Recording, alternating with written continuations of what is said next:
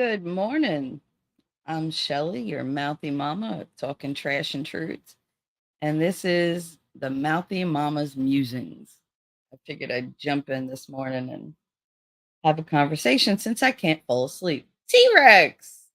Aw, how are you, T Rex? Good morning. I've been up since, I don't know, 5:30. So I figured why not? I watched a couple things. I got caught up on my day. But there's something that I wanna show you guys that just it's so cute. It's let me see, I gotta share my screen. Da, da, da, da, da, da. There we go. And it is How to Be a Good Wife, 1950s style. And this is from a 1950s high school home economics book. And I've read it before and it always tickles me. But now it's different. All right, so the article says here's an excerpt from a 1950s high school home economics textbook. If their mothers acted this way, small wonder they're confused by us millennium women. Do you ever feel guilty that you can't live up to the fantasy of the good wife? It helps if I add it to the screen. Uh, you're good, you're good, you're good. I'm glad you're good. All right, so there we go. Alrighty, so have dinner ready. That's the first thing. Okay, that's not a big deal. It says plan ahead, even the night before, to have a delicious meal ready on time. This is the way of letting him know that you've been thinking about him and are concerned about his needs. Most men are hungry when they come home, and the prospect of a good meal is part of the warm welcome needed. Okay, I don't see how that's a problem. I don't. Listen, it's always been a joke with, like, my exes or whatever, when they'll look at me and be like, "Bitch, make me a sandwich." I'm like and I just look at them, I'm like, "Really? You had to call me a bitch. You couldn't just say, 'Babe, make me a sandwich. Babe, can you make me a sandwich?'" I don't like, they knew I didn't mind cooking. They knew I love to cook. I love to bake. There was never any, I don't know, it wasn't a control thing. It wasn't a manipulation. They'd just be like, "You know what I'm really in the mood for? What? This. Oh, I can make that. Do you wanna make that?" "Well, now I do." I mean, damn, because I haven't had that in a while either. Most men are hungry all the time, to be honest. Well, I've always said if a guy is either hungry or horny. So if he's not pitching a tent, hand him a sandwich. Can't go wrong with that kind of thinking. But I'm Italian. I mean, we just feed everybody. I grew up, it wasn't just the men that got fed. We all got fed. Everybody ate. It wasn't like in the movies, or on TV where the woman's always running around. She never gets to sit. My grandmother sat. She made sure everybody was taken care of. And many times I said, sit down, I'll get it. Because she would go to jump up and be like, no, no, sit, sit, sit. Um, I don't see it as degrading to feed your family. I think it's really important to be able to nourish them, to give them good things to eat and a reason to gather together and a reason to talk. And I mean, at my dinner table when I was growing up, it wasn't like, again, like you see on TV. There wasn't this, hey, so how was your day? And da, da, da, da. No, it was okay, everybody be quiet because I've had a really long day and I've had nothing but noise. And I just want to watch TV, eat my dinner, and then go to sleep. Like, that's how my grandfather was. That's all he wanted. So if you talked, he'd go, Jesus Christ, we got to talk about this now. Can't you wait till later to talk about it? You'll be together later. I won't be here. It'll be great. Like, he just didn't want to hear about it. Or he'd be like, why didn't you talk about this before we all came home? He didn't like to hear about anything. You couldn't say the word pregnant. Oh dear God, the house would fall down. Like I don't know, it was just like an obscene kind of word to them. It was vulgar. You didn't talk about sex. Oh dear God. In front of my grandfather? Never. They had a million and one dirty jokes that the women supposedly never understood. I find that highly suspicious now. But they would like have all their little like in jokes among the men. And the women would be like, I don't get it. I don't get it. And then ha ha ha ha ha and they'd slap each other around and like walk away. And then the woman would be like, I think they got it. I think they just didn't want to, let on that they understood, which I find stupid. It's also deceptive. But anyway, no, the food part, I don't understand why anybody would not feed their family, feed their man. I mean, it's not that big a deal. Just have the goddamn food ready for him when he gets home. Especially if you're not working and you're home or you're with the kids. Yeah, you better have that food ready. That's just my way of thinking, I guess. I mean, I know there are women that are like, I worked all day too. Yeah. Yeah. Did you? I mean, you weren't hauling anything. You were probably sitting behind a desk. I mean, that's what most of my jobs were, sitting behind a desk. And yes, they were emotionally draining, but physically, I didn't do anything. When I was with um shithead, ugh, um, he did a lot of manual work all day long, outside, inside, doing garbage, doing this, doing that. So he always picked me up from work. So when he picked me up, I made sure I looked nice, I smelled nice. He got a kiss hello right away. Oh, honey, thanks for coming to get me. Even though he did it every day, I always thanked him. And I said, oh, look at you, you're so handsome, or whatever. And I'd just be like, oh, you smell manly today. And he would just be like, oh, I work so hard. Da, da, da." And I'd sit there and listen to him bitch about his day. And we'd go to my house, and my grandmother would have dinner ready because that's what it was. We had dinner when I got home from work at the same time as everybody else used to get home from work. And he would be with me. And she put him at the head of the table. Unless Uncle Pat was there, Billy sat at the head of the table. Oh, I wasn't supposed to say his name. Anyway. But I mean, that's how it was. He was the man in our life. So I deferred to him, she deferred to him. Still her house, don't get me wrong. But he got a seat of respect at the table. Every man did. I think I sat in that chair every day to do my homework. But for dinner, I always sat to grandma's left on the side of the table. Always. From when I was very, very little till, well, damn, till I was married.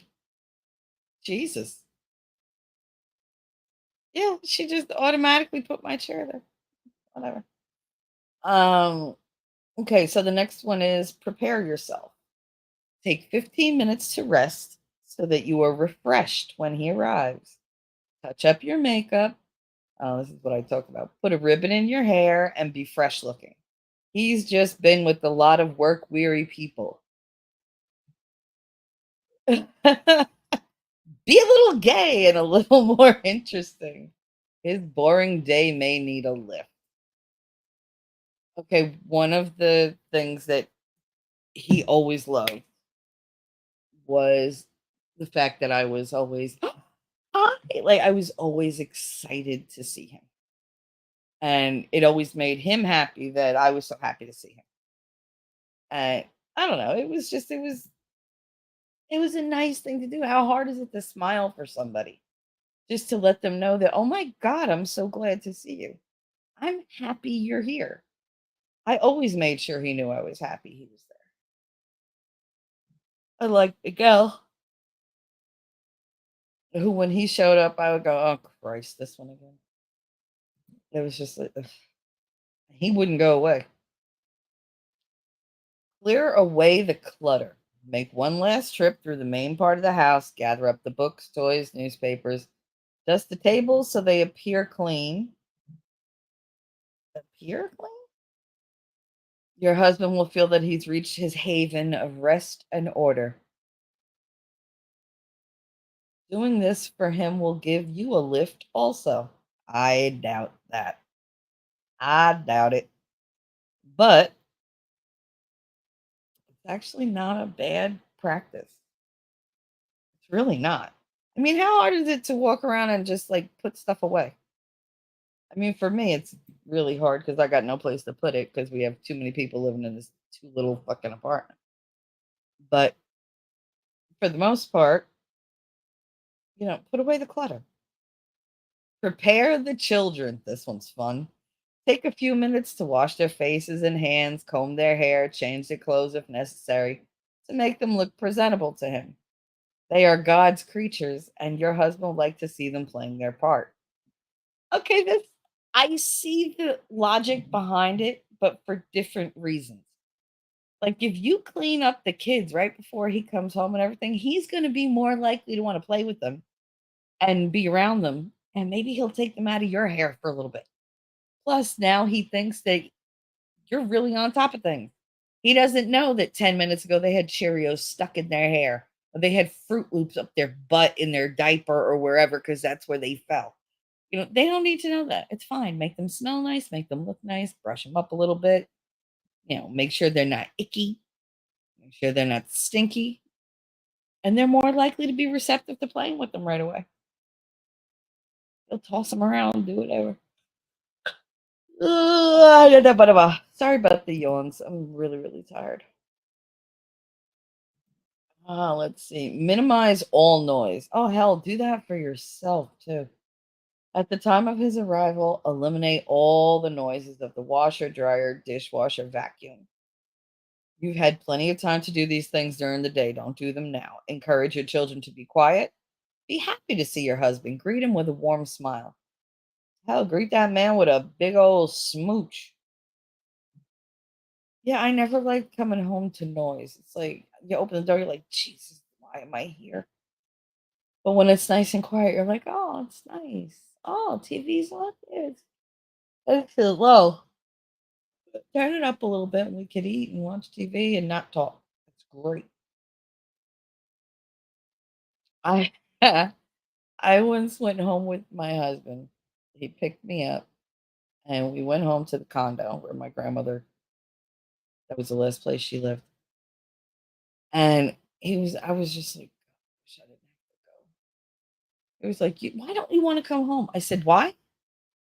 "Because I can't even get my fucking foot in the door." I said, "I haven't been here all day. I haven't said anything to her all day. I haven't done anything all day. Watch what happens when I unlock the door." Key in the door, I unlock it, I open it. I got one foot in. Son of a bitch, bastard, Michelle. What the? I say, see, look, the other one's still in the hallway. I didn't even come home yet, and I'm getting yelled at. And I opened the door, I walked in, and I said, "Can I get my other foot in the door before you scream at me?" Oh, oh, oh. All right, Graham. What did I do? I needed you to go to the store. I called you this afternoon and said, "Do you need anything from the store?" What did you say? I said no. Why'd you say no? Because I didn't need it then. So why didn't you call me back? Well, because I didn't want to bother you. I'm always a bother. Isn't that right? I never said that. You assume that. Like, I never said that. She used to drive me crazy with that shit.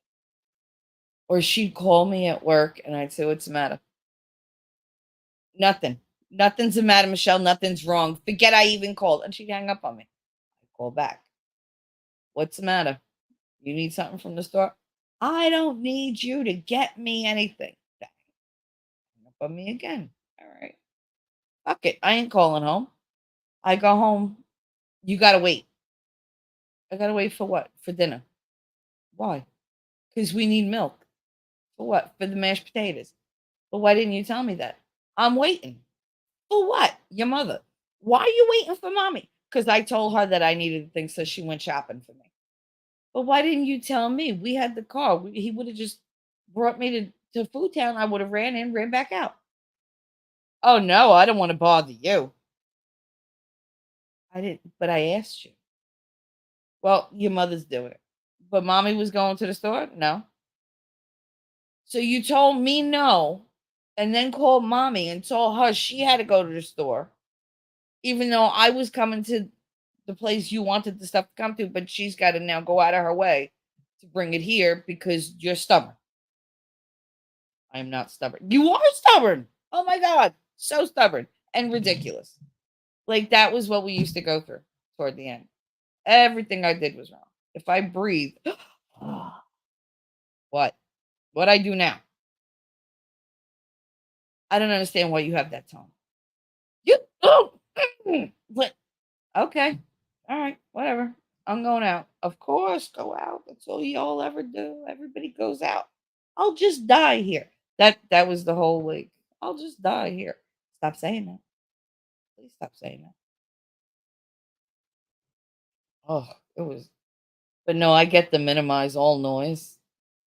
Absolutely. Abso-freaking-lutely. Mm-mm.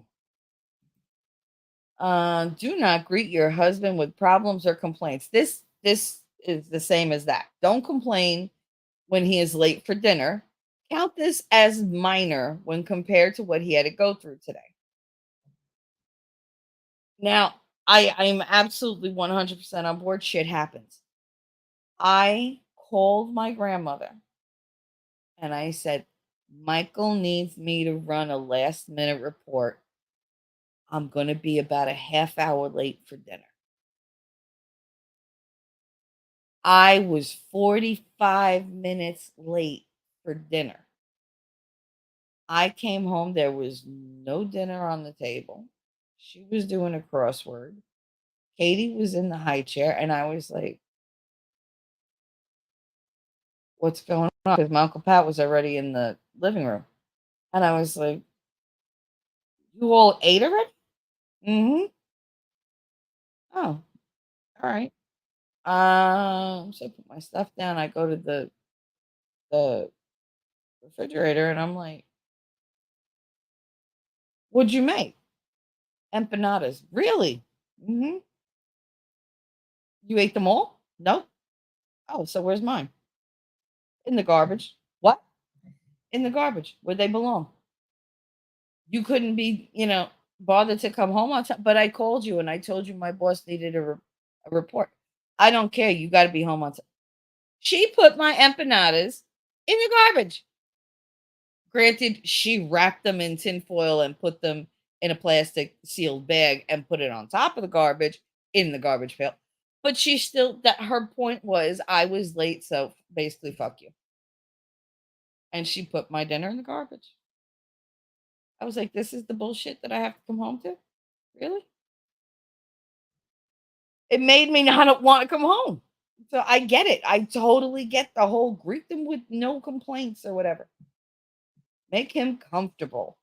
Have him lean back in a comfortable chair. Suggest that he lie down for a few minutes in the bedroom. Don't do that. If he falls asleep, he will never get up to eat. Have a cool or warm drink ready for him. Arrange his pillow. Bulaid. Um, arrange his pillow and offer to take off his shoes. Amber Heard read this. That's where she got the take Johnny's boots off thing. Speak in low, soft, soothing, pleasant voice. Allow him to relax and unwind. Okay, so here's the unpopular opinion. I would happily kneel at my man's feet and take his shoes off if he deserved it. And all he's really got to do to deserve it is just be loving and affectionate. That's it. Pretty much. Just be a man. Be a good one. Be a good man. I'll treat you like a king every second of your life. That's how I was raised. It's very second nature to me. And it's so so opposite of how people think of me when they think of me in a relationship. Ooh, 420. Happy 420. Anyway, listen to him. You may have a dozen things to tell him, but the moment of his arrival is not the time. Let him speak first. Yes, I have seen many, many comedians, male comedians, and they all have this somewhere in their repertoire of jokes that just, bitch, just let me talk or just don't hit me with everything the minute I walk in the door. And I get that. Like I said, Grandma, I just said not for nothing, but she won't. I didn't even get the other foot in the door. And I've already done 10 things. I just want to go back out and just not ever come home again. Because it's just such a hostile environment. It's so busy and overwhelming. And it's like, dude, just shut the fuck up and let me decompress. But no, you never get that chance. So I would totally do that. I would totally make that part of my uh, greeting routine for my husband or my man or whoever. Make the evening his. He's special. Never complain that he doesn't take you out to dinner or to other pleasant entertainment. Don't complain about it, but I mean, mention that you want to do something and like, oh, you know where I've always wanted to go? Da, da, da, da. Just plant the seed and let them think it over and let them think it's their idea. It's always good to let them think it's their idea. I know it sounds horrible, like, oh, why are you bending and scooping or whatever? Bending and stooping, or I forget what it's called, but whatever. Like, why are you giving him? Why are you letting him think it was his idea? Because if he thinks it's his idea, it happens. If I bitch and moan about it, it's never gonna happen. That's what happens when he knows it's my idea. So why not just bend a little and get what you want? You're honest about it. It's not like you're being manipulative. You are literally saying, I would like to do this. And he can do with that what he wants. But don't hammer the point home. Like, let him mull it over. It'll come to him eventually. They process slow sometimes. Instead, try to understand his world of strain and pressure, his need to unwind and relax. Remember that you relaxed all day waiting for his return.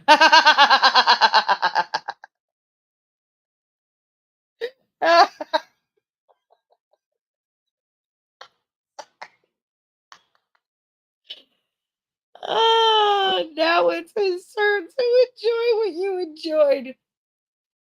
Okay. He's gonna enjoy what I enjoyed. So he's gotta enjoy dirty diapers and dirty dishes and dirty floors and vacuuming and dealing with the dentist and dealing with the doctor appointments and dealing with teachers and dealing with nosy neighbors and freaking oh he you I know you relaxed all day. I don't know one mother who gets to relax all day. Maybe those rich ones that have nannies, but no, they're more hands-on. Try to make his home a place of peace and order, a place where your husband can relax in body and spirit. Ooh, that's hilarious. Absolutely hilarious. A 50s woman.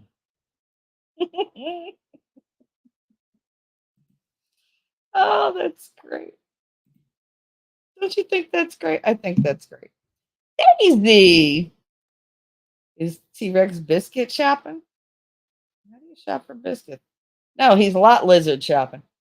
That list is no different than a successful gameplay for a server and or bartender, in my opinion. No, it's true. All the things on that list are things that you should be doing anyway. Like, no, it's weird. It's weird. It's weird. I didn't see anything wrong with any of them. I take my answer back. What the fuck? Remember, you relaxed all day. Wait, that's what I'm saying. That one line out of that entire thing. That's the only thing I have a problem with. It literally is the only thing I have a problem with. Remember, you relaxed all day waiting for him to come home. Oh, yes, because that's what you did. You sat at the door like the dog and just wagged your tail. Where'd he go? Where'd he go? Is he coming back? Oh, maybe that's him. No, that's the mailman. Okay. Oh, that's ice cream truck. No, no, no. Like, you're not sitting there just like, oh my goodness, where'd he go? You know where he went. You got shit to do. You're not thinking of him the whole freaking time.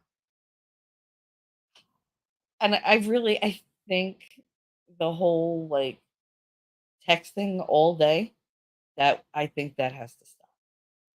Like, as much as I enjoyed it, like the talking back and forth, it creates just a lot of contact throughout the day that you don't really need. I guess you need it if you don't trust them. But I mean, if you trust them, who cares that they've been doing something all day? Hey, rabbit, what's up? What's up? What's up? Um, I don't know. I think, like,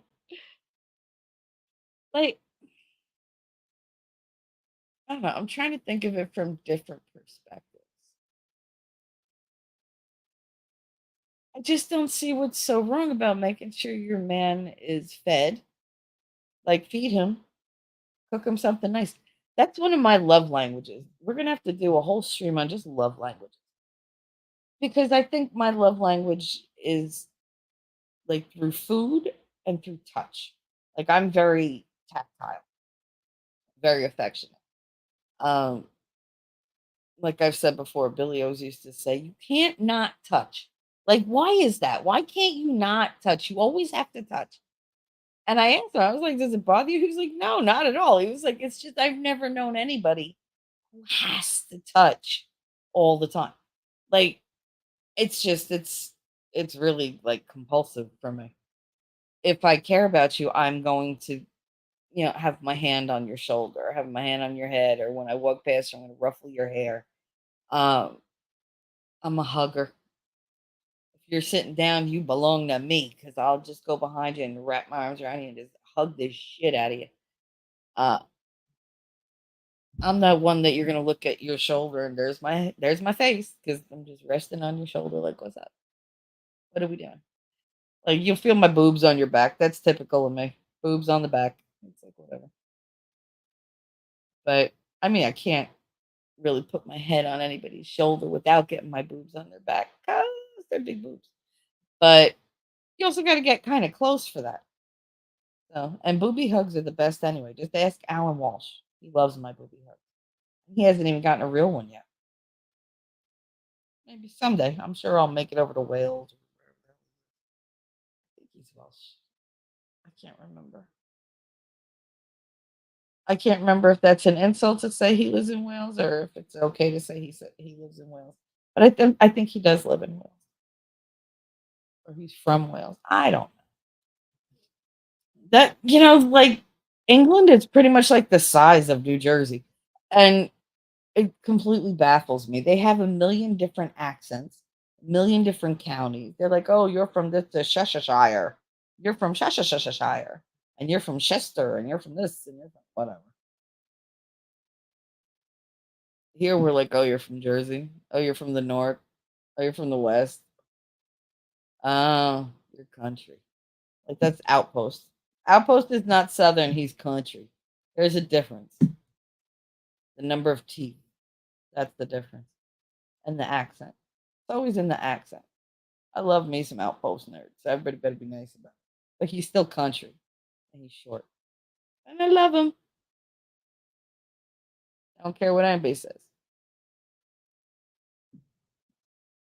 My T Rex. T Rex is from Ohio, but he sounds like he's Southern, which is really weird. Because, like, when he talks like this sometimes. I wonder if it's the trucking or if he always talked like that. Because, he's in the South, I guess, quite a bit. He's picking up on accents. I'm sure his dialect is changing. Uh, I can affect pretty much any accent. Not well, but I can try them. I'm not shy when it comes to accents. I have a set of 1950 sex manuals. I don't remember how many's in the set. They're about the size of a Reader's Digest. I've never looked at them. I bought them to resale, but since meeting you, I'm not. Ah, Daisy. No, don't sell them, but I mean, you should do like you should read them. Like just read them like a page at a time and put them on your page. Like do a just video where you're just reading one page. Make them come back and get it every day. You're gonna get them to me one day. Oh my god, I would love them. I would. Oh my goodness. I would definitely pay you for them. That's not even a question. But hit me up in Discord and let me know. Um, what was I gonna say? You should definitely read at least one of those though. Like make a video of just one page. I have no desire to YouTube. Why? God, you're so good at being on that side. You don't think that you'd have fun as a content creator? It is a lot of fun, Dave. I mean, you get to pretty much say whatever the hell you want. Um, you meet tons and tons of different people, and you get to influence people in how they think and how they see things. And I mean, you could use that for good or you could use that for evil, I guess. But I mean, we tend to use it for good around here. I I think you'd be good at it. You have such a good heart. There's so many stories, girl. Your stories kill. They kill. Anyway, but yeah, I wanted to do that 1950s thing because I thought it was cute. And I was like, it's cute and it's like, ha ha ha ha. But why is this funny? Because I would do all these things. Like, I would totally be like Donna Reed meets Betty Page. Like, I am that, frilly kitten with a whip. Only I'm the one that likes to get the end of that. But whatever. Um, I mean, this kitten has claws, but I don't like to, yeah. And Winning wasn't wrong the other day when he said what he said. I mean, I don't like to be the one in charge. I wind up being the one in charge because I wind up with these men who don't have any backbone or brains. But no, I mean, for the most part, I don't want to be in charge in my relationship. I mean, I want that whole, we're in this together feel, but no, I don't want to be the one completely in charge. It's just icky for me. Daisy said, I would get trolled. People would never get me. Oh, honey. Come on. You have such a crowd around you that love you exactly as you are. I can't think of one place I go to, no matter who the creator is, that they don't already know you. Who doesn't know you? What, like Nick? Joe? Like Joe might know you. Nick, I don't know. Pretty sure Vices knows who you are. Um, pretty sure Sean knows who you are. I'm pretty sure Mindset knows who you are. I mean, you've been like everywhere. I mean, they might not know you personally, but I mean, they know you enough to be like Daisy. Like, hey, Daisy, you're very well liked. You're everywhere. God, I swear to God, if I didn't know better, I'd think that was your job because you know exactly where to go. Like, it's amazing. I don't know, guys. Why I want to know where women came up with the idea that taking care of their man, being good to their man, made them appear weak. Because I think a lot of things make me look weak, so I don't do them, but that's not one of them. I will fawn over my man. I will make him feel like he is God's gift for the simple fucking reason is that's the man I want to be with for life. Why wouldn't I make him understand that's how I feel toward him? Why wouldn't I want him to know that he's the one I chose for life? It's not just about them choosing you. You got to choose them too. I mean, don't make it a one-way thing. It's not that, "Oh my god, I'm so lucky to have you that I should do this and whatever." Then you're weak if you think that you're the only lucky one in the relationship. Yes, you're lucky to have them, but they're lucky to have you too. You're lucky to have each other. There, Rabbit said we took care of each other, and that's how you do it. But you have to recognize each of you what you have in the other person. And then you got to bring, equal or better to the table. That's one of the ways that I think people falter in relationships. They don't want to put in the work. They want it to be easy. They want it to always be electric and just, oh, it's just fireworks all the time. You know how tiring fireworks would get all the time? I don't need fireworks all the time. I don't like big gestures. I think they're just wasteful. Mainly because I don't like the attention. Because usually big gestures are done in front of people, and I don't like anything done in public. For as much as I talk about things to you guys, I do not like having my life laid out of my control in public. Like if something's going to be done publicly, I have to have a say in it because I have that horrible fear of being humiliated like because that's what my family always did. They always made sure to save it so that, we're in a crowd because they were all brave in a crowd. So it was like, oh, let's like make Michelle look stupid. Let's tell Michelle things so that she can't say anything. Let's, take away any kind of choice she has and force her into a corner by doing this publicly because we know she won't cause a scene because it bothers her. Okay. I've told that story many, many times that I don't like being surprised or blindsided in public, and I react badly to it for good reason. It's rude. So just how about you just don't do that? I've seen couples go at each other publicly and like they bring up things and they just like drop a bomb or do a mic drop. And I don't want to drop a mic on my partner. I don't. I don't want to drop a mic on anybody that I care about. If I don't care about you, you're fair game. But if I cared about you, no, I'm not going to go there. It takes a lot to make me snap. It takes a lot to make me go out of character.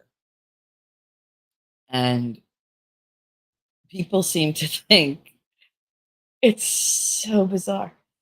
People seem to think that I have nothing better to do than to sit around and just make shit up and talk about this one and talk about that one and oh, you poor thing and oh, whatever. No, like, what do I do all day? What do I do? I go on here, I make videos, try to deal with my kids, I fight with Social Security, I talk to a couple people online about really nothing online. Basically, we talk about like my meds, play a game, whatever. And then I'll watch some documentary because I'm feeling some type of way about life, not about people, about life, and then I fall asleep. Wake up, rinse, repeat all day long and all night long. That's what I do. And yet people seem to think that I'm sending this DM, that DM. This.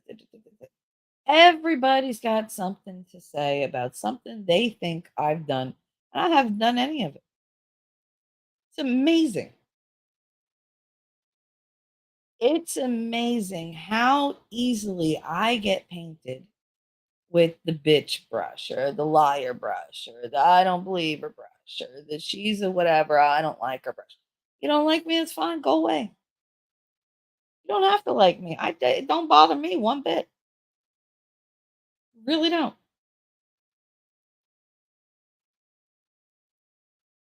I've walked away from much tighter relationships.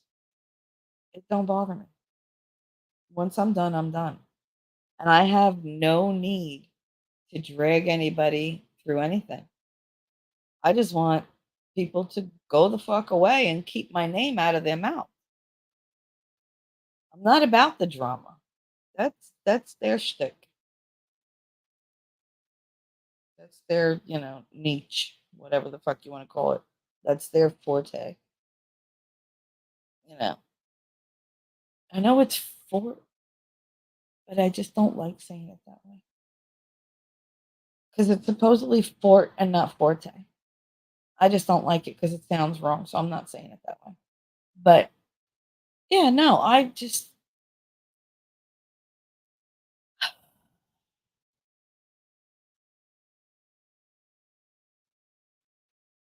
my feelings were hurt when I realized that people that I genuinely loved couldn't stop talking shit about me. That bothered me. But I never called anybody out on it. And I still haven't. And I won't. Things were said behind my back to a variety of people, which I didn't appreciate, but I let it go. I didn't retaliate. Things were thrown around. Things were, you know, said that apparently when you're friends with somebody, everything you tell them is, now up for public consumption. I didn't appreciate that because I didn't tell their secrets. People know their secrets, but I'm not the one that told them. It's just it's weird. It's I guess it's the YouTube world. Stupid. It's unforgiving, and it's unfortunate because for some reason, like I think I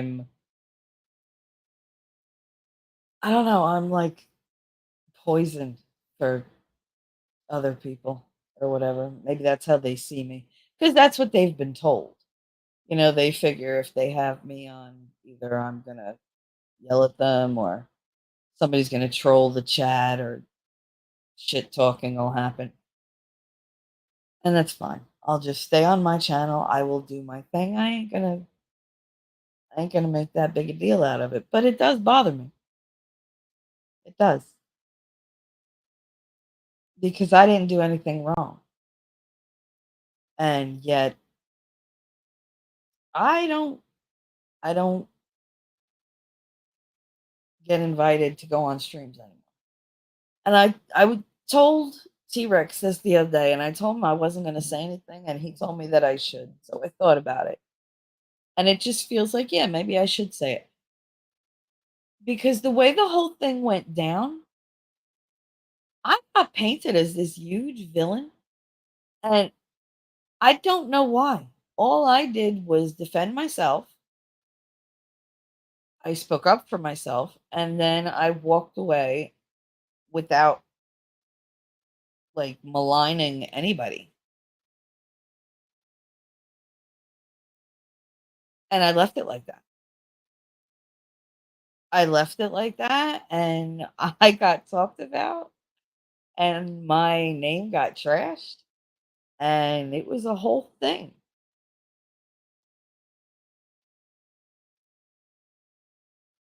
And it bugs me that it was a thing because it should have just they could have just been grown-ups and just went away. I left them, they could have just let me. But I guess search and destroy is still a thing. Um, and that's fine. Whatever. It is what it is. I have no um no bad feelings toward them, no like ill will. I just don't care anymore. I care about how I felt about it. I don't care how they felt about it anymore. There was a time for that, but no, that any um any good feelings I had, they were eradicated through very malicious actions of others, and that's fine. So, my goodwill is gone. Now you get what you get.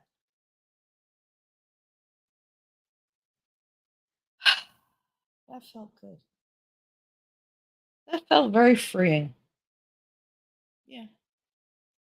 Because I don't like how I was treated, and I took it, and I don't know why. Because 'cause I'm not that person.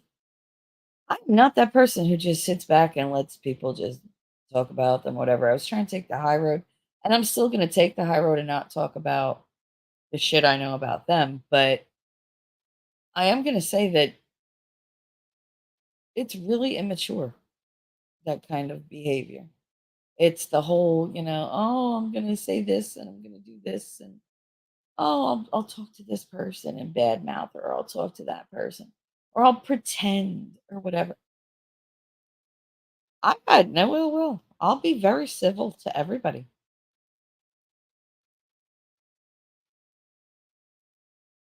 But the whole going behind my back and, like, just calling me names and shit, it should stop. But if you have to do it, I understand some people are stunted. It happens.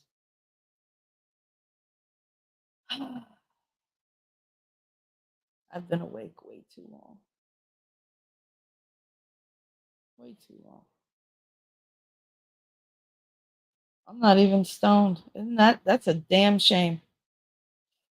Sorry, Shelly T3. I didn't know. No, it's not no, Rabbit. You're gold. You are golden. Who's better than you, Rabbit? Nobody. Come on.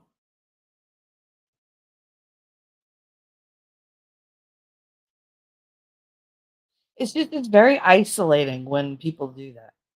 It was one thing for me to have a fight with one person, but somehow it became me and like so many others. And it's just I didn't ask for any of that. I didn't instigate any of that. That just kind of happened because there was a whole tantrum thing going on. Uh and yet the person who should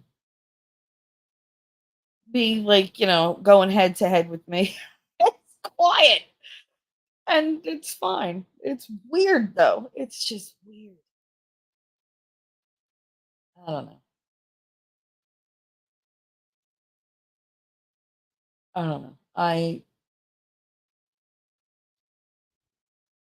I've done so much soul searching in the last like month. I've gone back and forth like should I stay on YouTube? Should I just walk away? Like how bad is it? Like is it so bad that people are afraid to have me on panel? Is it that they just don't want me on panel?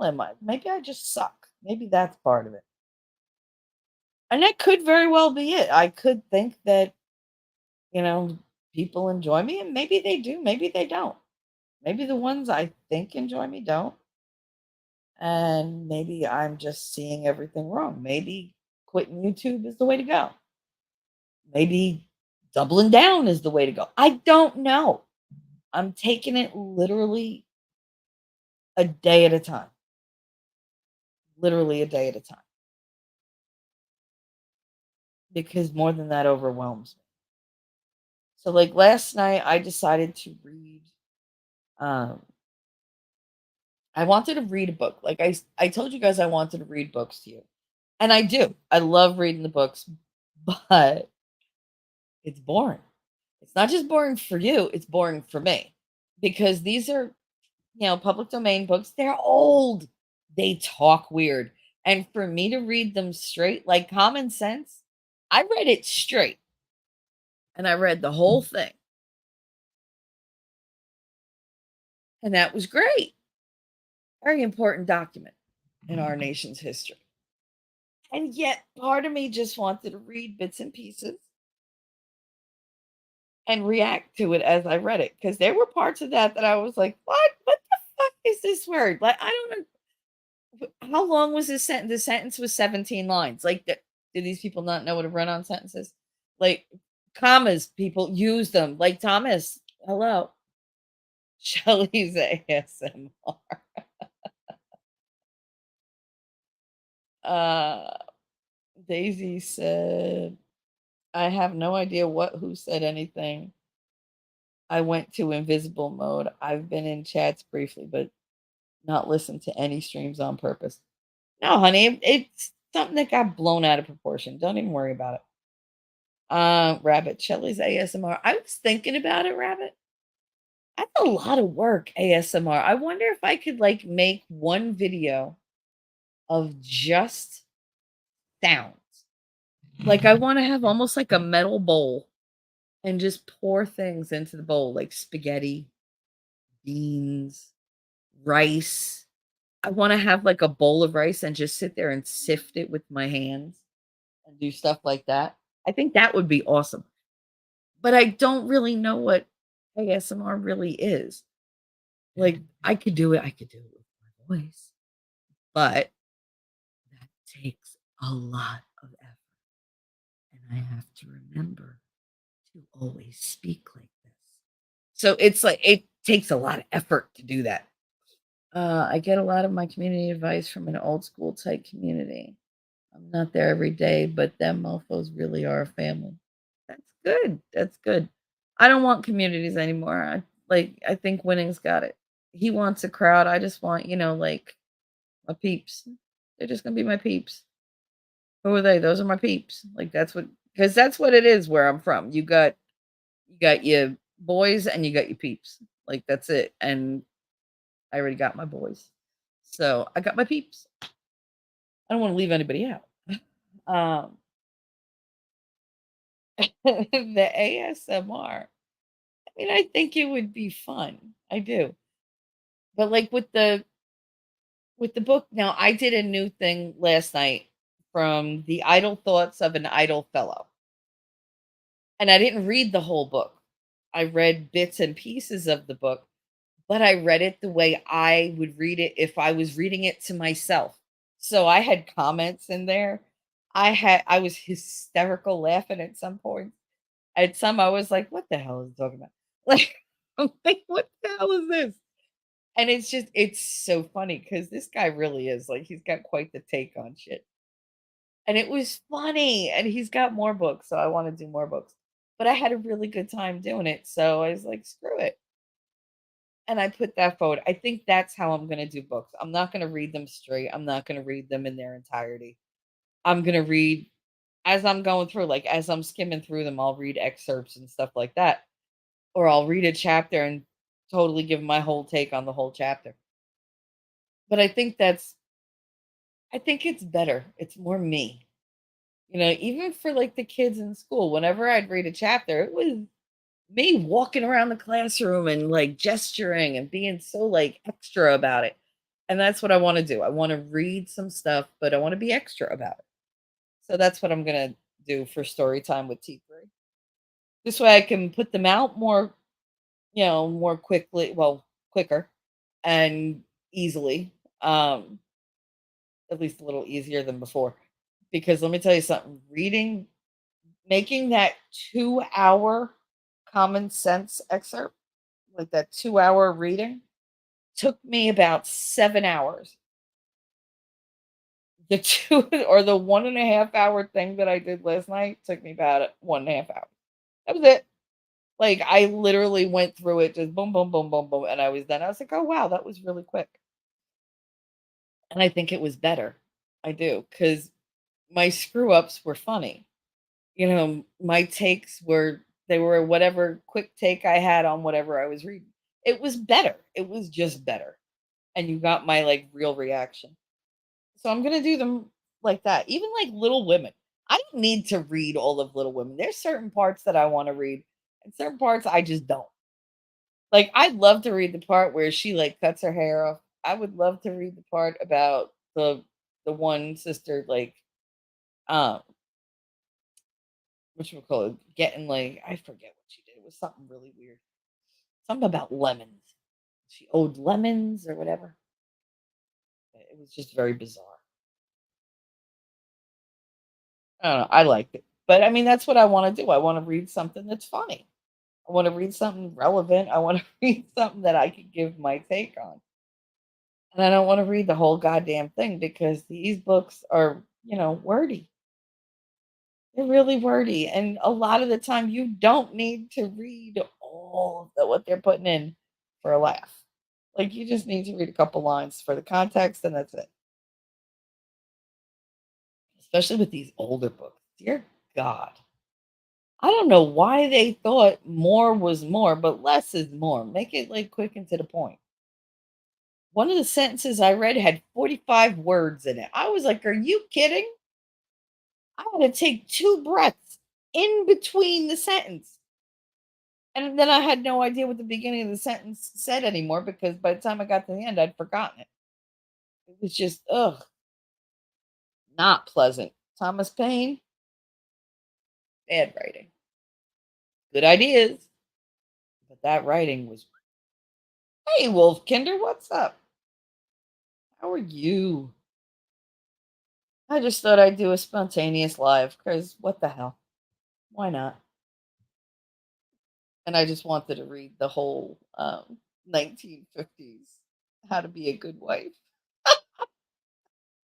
Because as funny as it is the way they write it, damn good advice. Like, damn good advice. I don't know. It maybe because it didn't strike me as odd that my grandmother had dinner ready when everybody came in from work. Everybody would come in. She'd say, "All right, make sure your hands are washed." They'd go in the bathroom, wash their hands. They didn't leave a mess in the bathroom because, she would not appreciate that. Um, yeah. And she just, they'd sit and she'd have it ready and put it in the middle of the table and you eat family style. You remember books like that, the home ec book? Oh my goodness.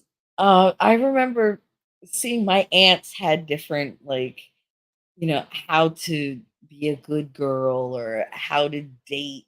They had charm books and they had like all these etiquette books. It was so funny. And they were usually like, I remember one of them had a green hardcover and it was fabric, like it was this woven fabric. And all their books were. They didn't have any just plain cardboard books. They all were covered in some type of fabric. And it said things like, "Remember to wash your hair once a week." And it was, "Don't skip." And it was like, well, you can skip if you have to, but make sure you put like setting oils and stuff like that. It was like, what the hell? And you'd see women with like curlers in their hair. And that was a thing, putting curlers in your hair every night. Oh my God. Why?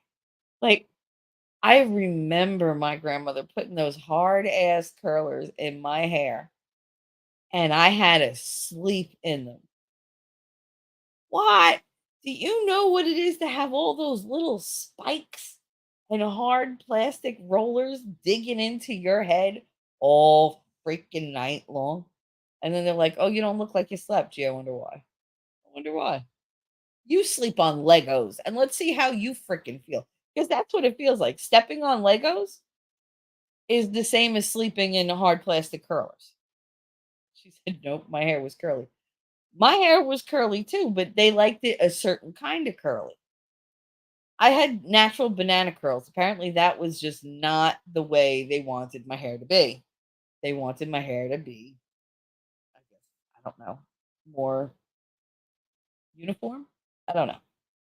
The friggin' pin curls.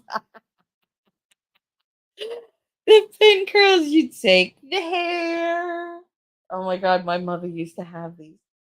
And you twist it, you roll it, like, you turn it all around, you twist, twist, twist, twist, twist, and then you go in a circle,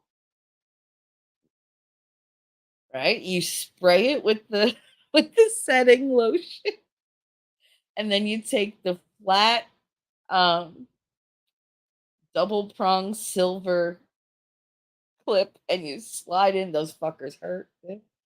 And you slide it in and you hold your hair down. Now you have pink curls. Oh my god, that was ugh. My mother used to tape down the ones on her temple and on her, forehead, like, around the forehead. She would tape them down during the night. Dippity doo! Oh my goodness, the gel. I think everybody used either clear or green. It was always clear or dippity doo. I had orange at one point. That was, I think, dip. But yeah, we had dippity doo. We had dippity, and you didn't wanna confuse them because God help you. Dippity doo for the hair, and under the sink, we had this thing called Goop, and it was literally pumice stone soap, like, malleable pumice stone, so that they could, like, get the grease out of their skin from the gas station. Oh my god, we had literal, like, big ass, metal containers of it, big buckets of it. I have to look that up. Yeah, Goop. They didn't call it gobbledygook, it was just called Goop. But yeah, it was like a pumice stone um, for all the mechanics so that they can get the grease out of their hands. So of course, their hands still had grease, but for the most part, they the green was extra whole. That would be the one that I had. You could literally, like, hit me in the head with a brick when I had the goop in my hair, and I wouldn't have felt it. Like, my hair would have taken the impact and been fine for it. My mother used to be like, "Doesn't that hurt your head?" No, not at all. What? Because it doesn't. You watch. When it dries, it's gonna be so nice, and it would dry beautiful. But, like, while it was wet, she was like, "Mm." Mm.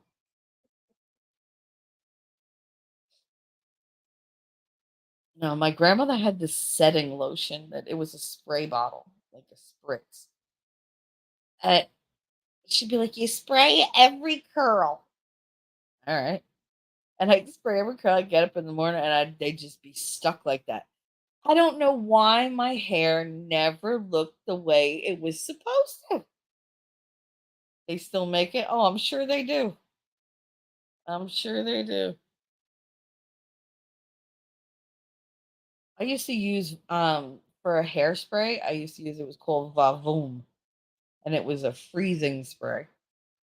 It was not hairspray, they literally called it a freezing spray. I could tease my bangs with the pick, the big pick, not the skinny pick, and hold my bangs up, and that's what I used to do. I would hold my bangs up with the pick, spray it with the freezing spray, grab the hair dryer, put it on cool, hold it as far away as I could, and blast my hair um, with cool air. And literally, if I did that 2 or 3 times, my bangs could be 12 inches tall. They would not move in the worst wind. They would not move. They were just like, knock, knock, knock, like they were, mm-mm. And I would do that to my whole head. So my entire head of hair was like this giant helmet. You could have tried to hit me. You would have hit me. You would hit my hair. Oh, the hair dryer. That was he came up from a box, maybe through a hose. Oh my god, yes, we had that. We had that big plastic shit. It was a round thing that you put over your head and it had the hose attached to it. And you put the hair dryer in the end of the hose and it would go up into the and the whole thing would like puff up. And then you'd have this horrible heat on your head. The worst part of going to like the salon, because it used to be the old salons, was when they made you go under the hair dryer and didn't use a handheld. Dear God, that dryer took forever, number one. Number two, burned the crap out of your head.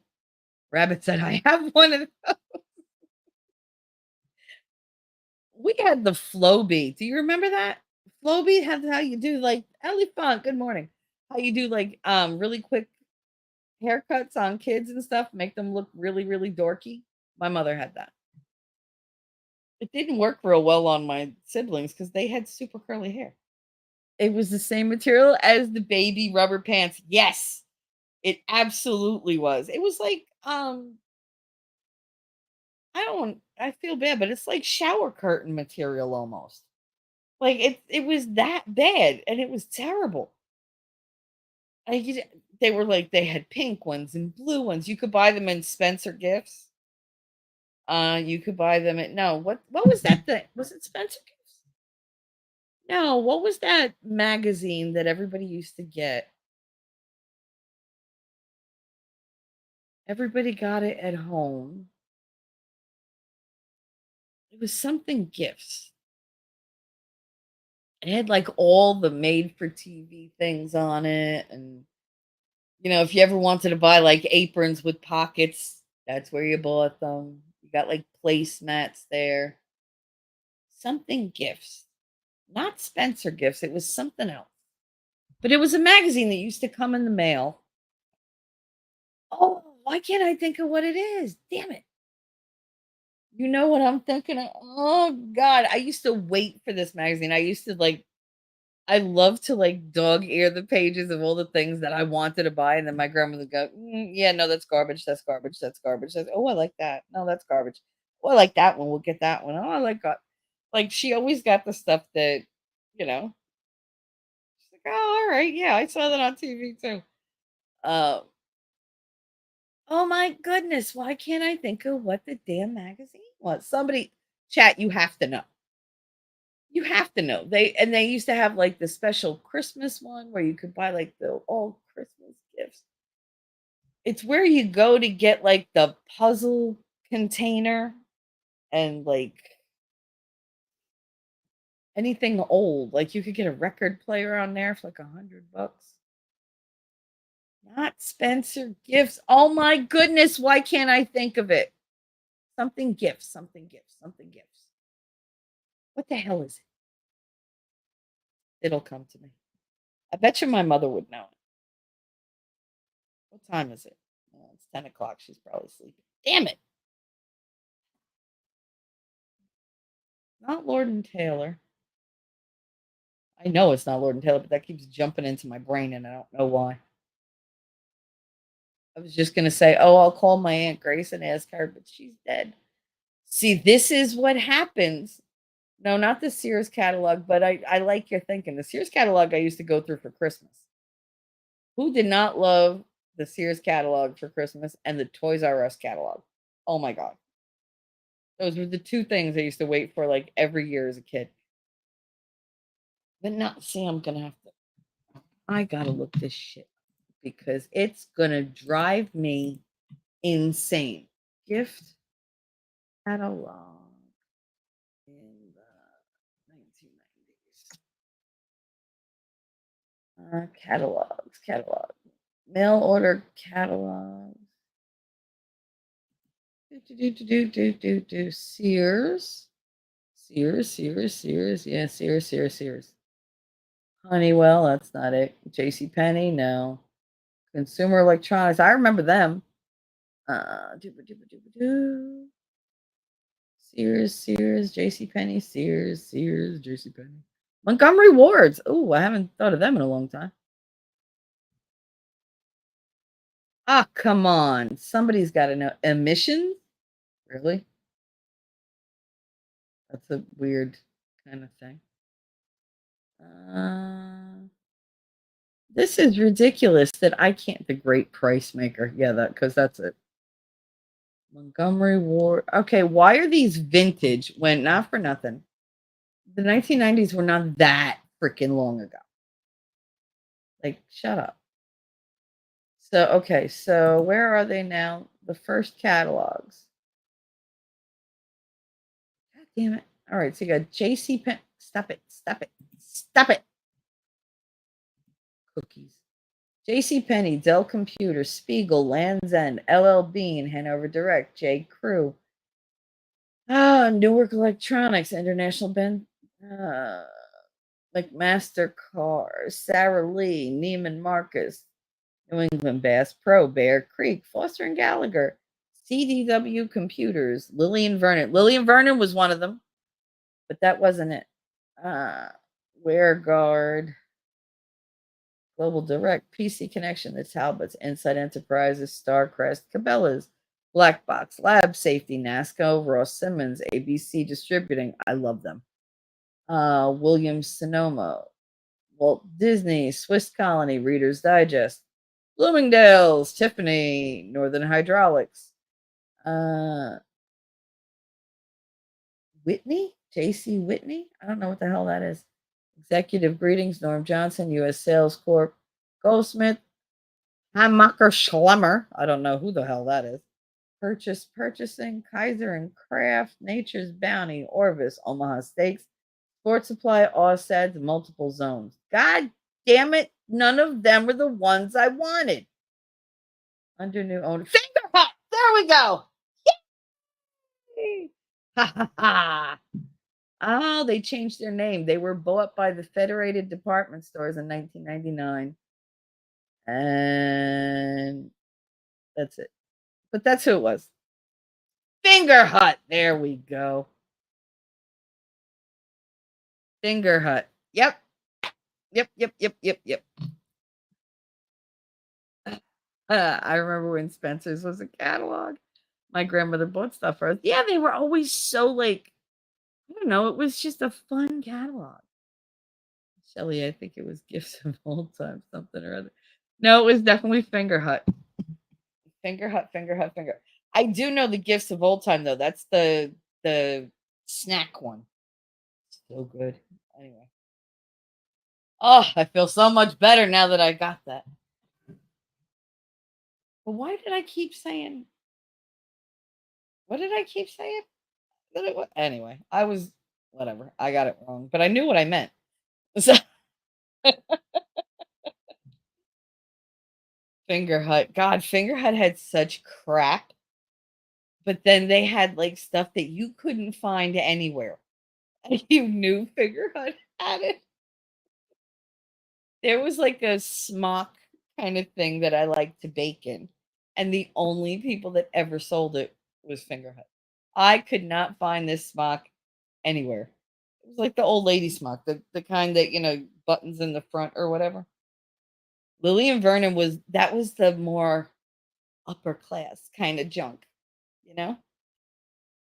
Lillian Vernon had a lot of good kids stuff. Like a lot of memorabilia kind of stuff that you can get monograms and stuff like that. That's mainly what I like went to them for. I usually did my Christmas shopping on them because everything could be made to order and whatever. And oh, it was so good. I went too far back, like Simplicity or McCall's. Oh my god, that's all right. We used to get a magazine from Tandy Leather because we used to work with leather goods. And I didn't even know that they had something like that, but we got it like every month. Oh, okay. Uh, I remember the fishing stuff coming to the house, and I'd be like, "Is all this stuff for hunters? Are we hunters? Because you guys are all like hippies." And then found out, yes, we were hunters. They apparently just gave that shit up while they were doing the hippy dippy thing. Lillian Vernon is where I got all my oldest stuff that had her name on it. That's where I used to get my stuff because nobody spells my name correctly. Like they all spell it with two L's. They said Michelle with two L's. I spell it with one L. So getting anything with my name on it was always ridiculous. But yeah, I used to order stuff on there because it gave me such a thrill that I could put my name on something. It's still thrilling to me when I find my name on something. I will buy it no matter what it is. Like, it's my name spelled the right way. Look at it. I get all like pumped. Anyway. So yeah, so that was today. We talked about, the whole 1950s thing. Honestly, I don't see anything wrong with it. I don't see anything wrong with any of it. Ellie Fudd said, "Leather goods? Is that where you got your whip?" Actually, that is where I got most of my whips and belts and pocketbooks and stuff like that when I was little. Um, I actually made wallets at 3 years old. My mother had taught me how to sew them. I knew how to make the holes with the hole puncher, because it's a special kind of, like a hole puncher to get through leather. And I knew how to, sew stuff together. I knew how to, use the mallet and the stamps to make the indent in the leather, how to dye it, how to paint it, how to cure it, like, to make sure that it wouldn't run if it got wet. Well, seal it, I guess you call it. I mean, I learned how to do all that stuff. I learned exactly how sharp leather scissors are. You never wanna fuck with those scissors because they cut through rawhide and they will cut through your finger before you even know it. My mother's thumb was hanging. And my father's like, "You'll be fine." Hanging, blood everywhere. "She'll be fine." "God, just go to the ambulance, it's across the street." That's what she did. But I remember it. I remember being like, "Oh, finger fell off." I got hit for that one. But yeah, no. We did a lot. We used to make the vests, like the Sherpa vests. The Sherpa with that suede on the outside, Sherpa on the inside. Those 1970s thick, very light tan, like almost looks like deerskin. Um, Jackets, those big coats. I love the mystery braid. The mystery braid.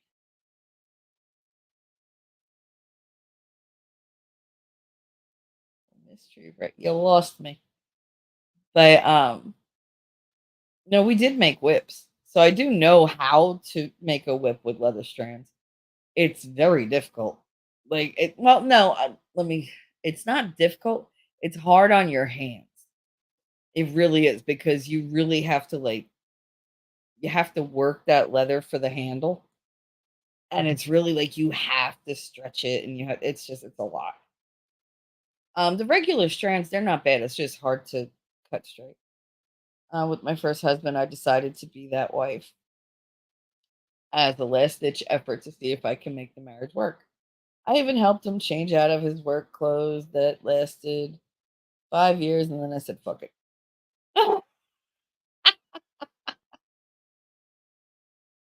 Oh, braid without cutting the leather to the ends. It's hard on your hand. It was hard on my hands. I was 3. Girl, my family's all about child labor.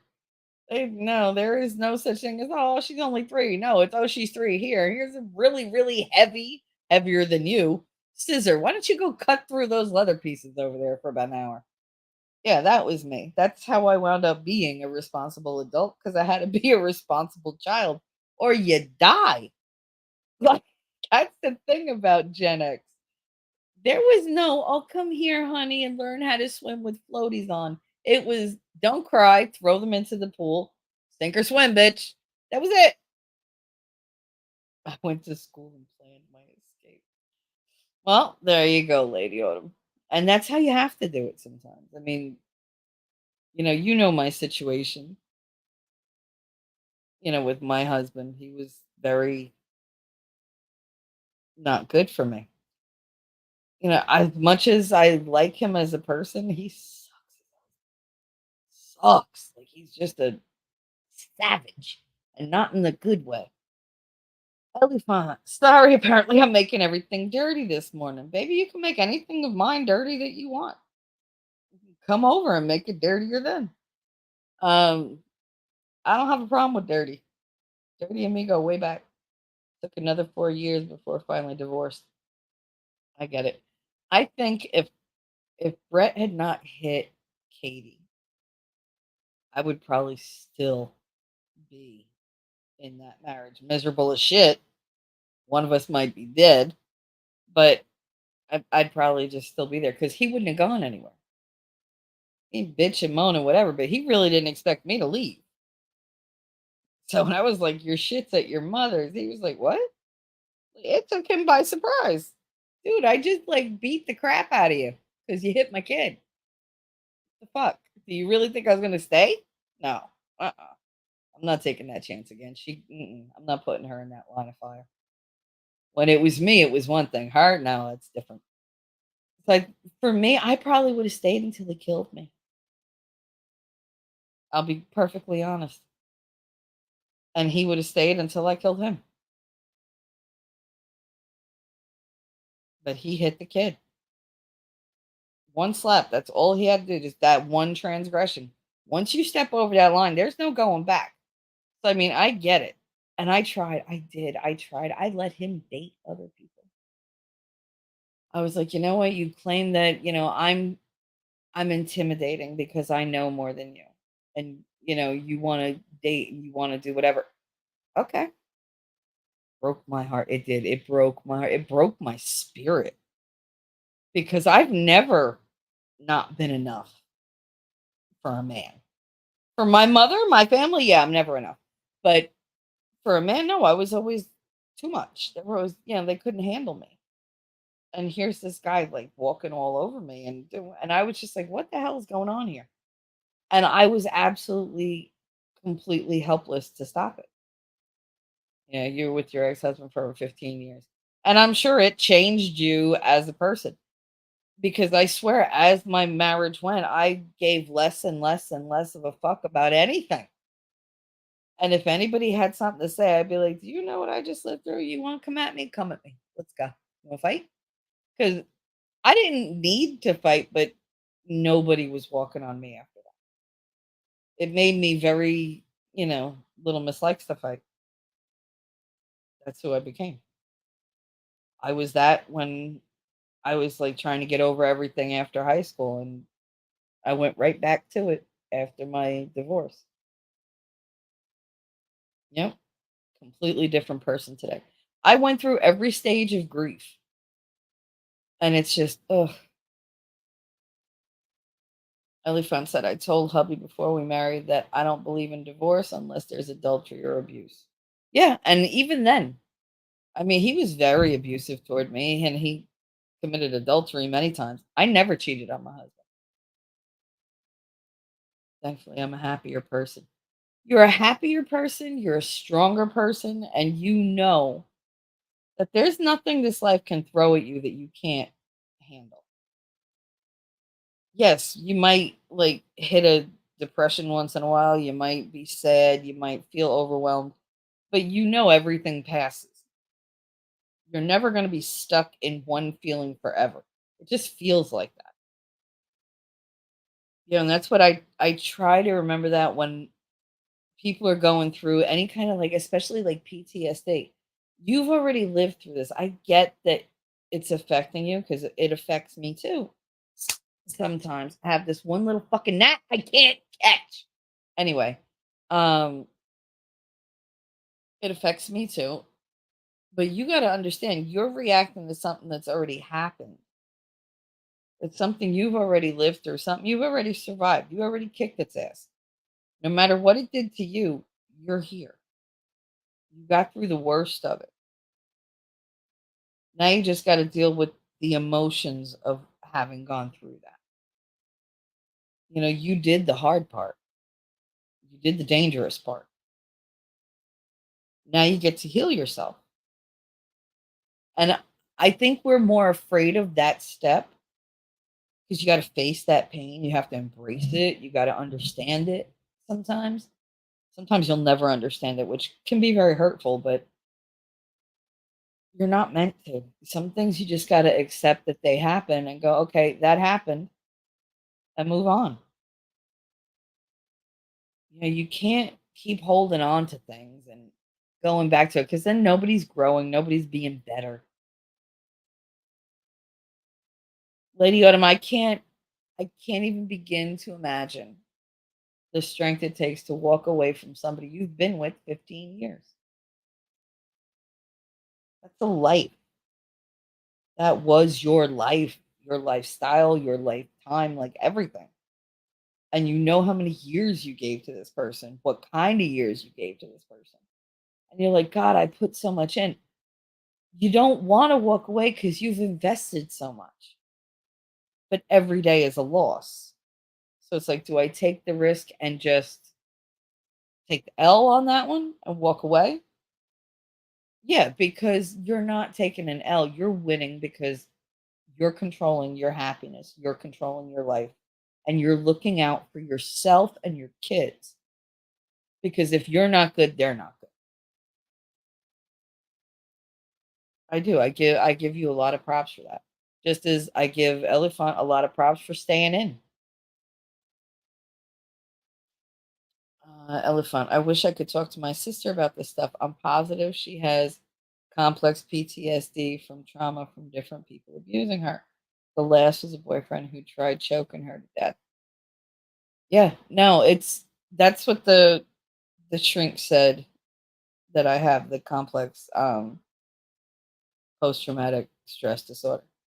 Uh because of just the fact that I've had trauma since I'm literally born and never had any of it addressed.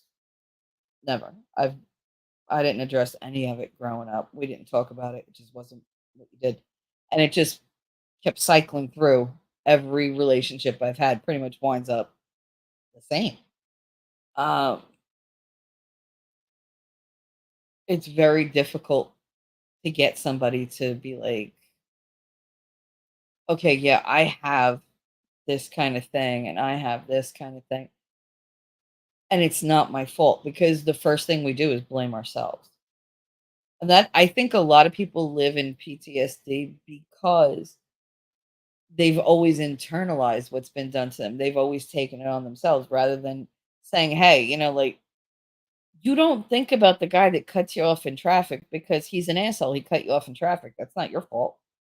You don't think about it you being your fault. You're like, he cut me off. What the hell?" But yet when somebody abuses you, you tend to be like, "Well, I made them angry or I made them unhappy or I made noise." You're just repeating what they told you was the reason they're abusing you. That's not really the reason they're abusing. They're abusing you because they're a dick and they're sadistic and they have no self-control. That's why they're abusing you, not because of something you did. They're abusing you because of something they have wrong with them.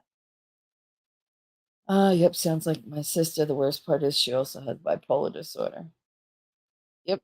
And it's hard. My principal, my friend Marty, he was bipolar, and half the time he thought that the world belonged to him and owed him something.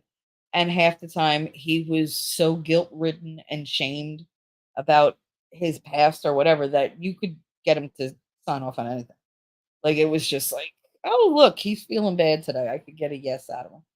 And I could see that. I didn't take advantage of it, but I mean I could see when that would happen. And yeah, those types of people that if they have bipolar and they have those manic highs and like then they have like the shameful lows and whatever. It's rough. It's very rough. Lady said, I only left with my life and my three children's lives, and that matters. I stayed through cheating and abuse. I told myself I could protect us more with him than to have to give my kids to him by law every other weekend without me. And you know what? You don't know that that's not true. That It could have been a whole different scenario. You got out with your lives. Yes, that is what matters. Absolutely. The fact that you stayed through cheating and abuse, that's a testament to who you are. She said, I waited till the kids were in elementary school, so there was a common place to exchange the kids. Yeah, when they're grown enough that when they tell you something, they know what to say and they know, like what's right, what's wrong. If something's not right, they'll tell you. I was never worried about that with my kids because my kids' fathers just fucked off. They didn't want to have anything to do with them. So it was like, all right, whatever. I worried about that with everybody else. I was a bit of a not hover, but I made sure my kids knew nobody ever gets to touch them. People don't get to scream in their face. They don't get to humiliate them. They don't get to bully them. They don't get to hurt them. They don't get to make them uncomfortable in any way, shape, or form that I find unacceptable. And they knew exactly what those forms of unacceptable touching were and where and whatever. I started from when they were babies talking about, like the no place and privacy is like very important and stuff like that. Nobody's ever allowed to, and if anybody ever does, then you tell me, I will take care of it. And like my son he was oblivious to what I meant when I said I'll take care of it. He was just like, oh, okay. Like he thought I'd like turn them in. And whatever. My daughter would tell you, no, she's gonna kill them. And she'd be like, no, not my mother. She's gonna like and then I remember them telling her, no, your mother doesn't mean she's like, no, no, no, you don't understand. Like my mother, she will just like kill them. Like that's it. Like there wouldn't she's not gonna call the cops or anything. I was like, And they're like, your daughter said, yeah, no, she's right. Oh, you shouldn't tell why? Why should I not tell them that? Because trust me, if somebody tries to touch them, they're gonna tell that person that. If I tell my mother, you're dead. And anybody who's ever met me, they'll take that to heart. So that's a pretty good protection for my kids. You wanna fear me? Fear me. That's fine. You should fear me. Because you touch my kids. I don't care if my kids are 40, 50, 60. I'll kill you. Unapologetically. I had it written in our parenting plan. The only contact between me and him was written by email or text only. Was written by email or text only. Yeah, I mean, sometimes you have to. You absolutely have to. My father used to like to every time my mother got him into court for child support because he never paid child support. He was supposed to, never did. They'd drag him in and he'd say, "Well, she won't let me see the kid," and da da da. And my mother would be like, "Well, my daughter waited for him on this," and she'd have it all written down, everything. She waited for him on this day outside for 4 hours. He didn't show up. He said he'd come on this day. She waited outside on the stoop for 5 hours. He didn't show up. She went to sleep crying this day because he didn't show up at all. Oh, he didn't bother to bring her Christmas presents. He brought her Christmas presents of used toys, telling her, you can have secondhand. Secondhand is just as good as new. You're not that special. He did. He brought me a whole bunch of used toys. I was like 7. I didn't care. I was just thrilled that I didn't have to go anywhere with them. I figured people handle precious cargo through email all the time, text, and never meet. Absolutely. Absolutely. There's a record of all contact. And you have to have that with very controlling, abusive people. You do. You have to have everything, like all the boundaries and rules have to be very clear, be in writing, because they will twist and turn that shit like, no, you never said it. No, bitch, I said it, and you know I said it. Like, stop. Stop being a jerk. But it's difficult to deal with the exes. It really is. I got lucky, and I hate to say this way. I got lucky that the fathers just fucked off. That they came back every like couple years just to, say, "Oh, I saw him when it was whatever." Okay. Like they think that's parenting. I think it's disgusting, but whatever. I've never been out of my kids' lives. I wouldn't know. No one can lie about not being told or what time wasn't right, blah, blah, blah. Oh, yeah. Oh, yeah. I still have text messages from his father that are like, oh, where he just reams me a new one about how like fucked up I am and just going on. And the only thing I wrote to him was, "Are you coming to see him this weekend?" Because my son was like 3, and he went off on me. I mean, went off for like 4 pages. And I was like, "What is the like? What is wrong with him?" And I answered, "Okay, fuck you." And that was it. And then he went off for another fucking 4 pages because he was like, "You talk to me with such disrespect. You just ream me a new asshole for things I can never do anything about." Like throwing my past in my face with my father and stuff like that. Like, why? Why are you bringing this up? What, like, who's been chatting in your ear? No, it's just, I don't know. I guess he was feeling some type of way and took it out on me. And I, no, no, we don't do that. You know why? Because I'm not with you. So I'm going to tell you off and we're going to fight.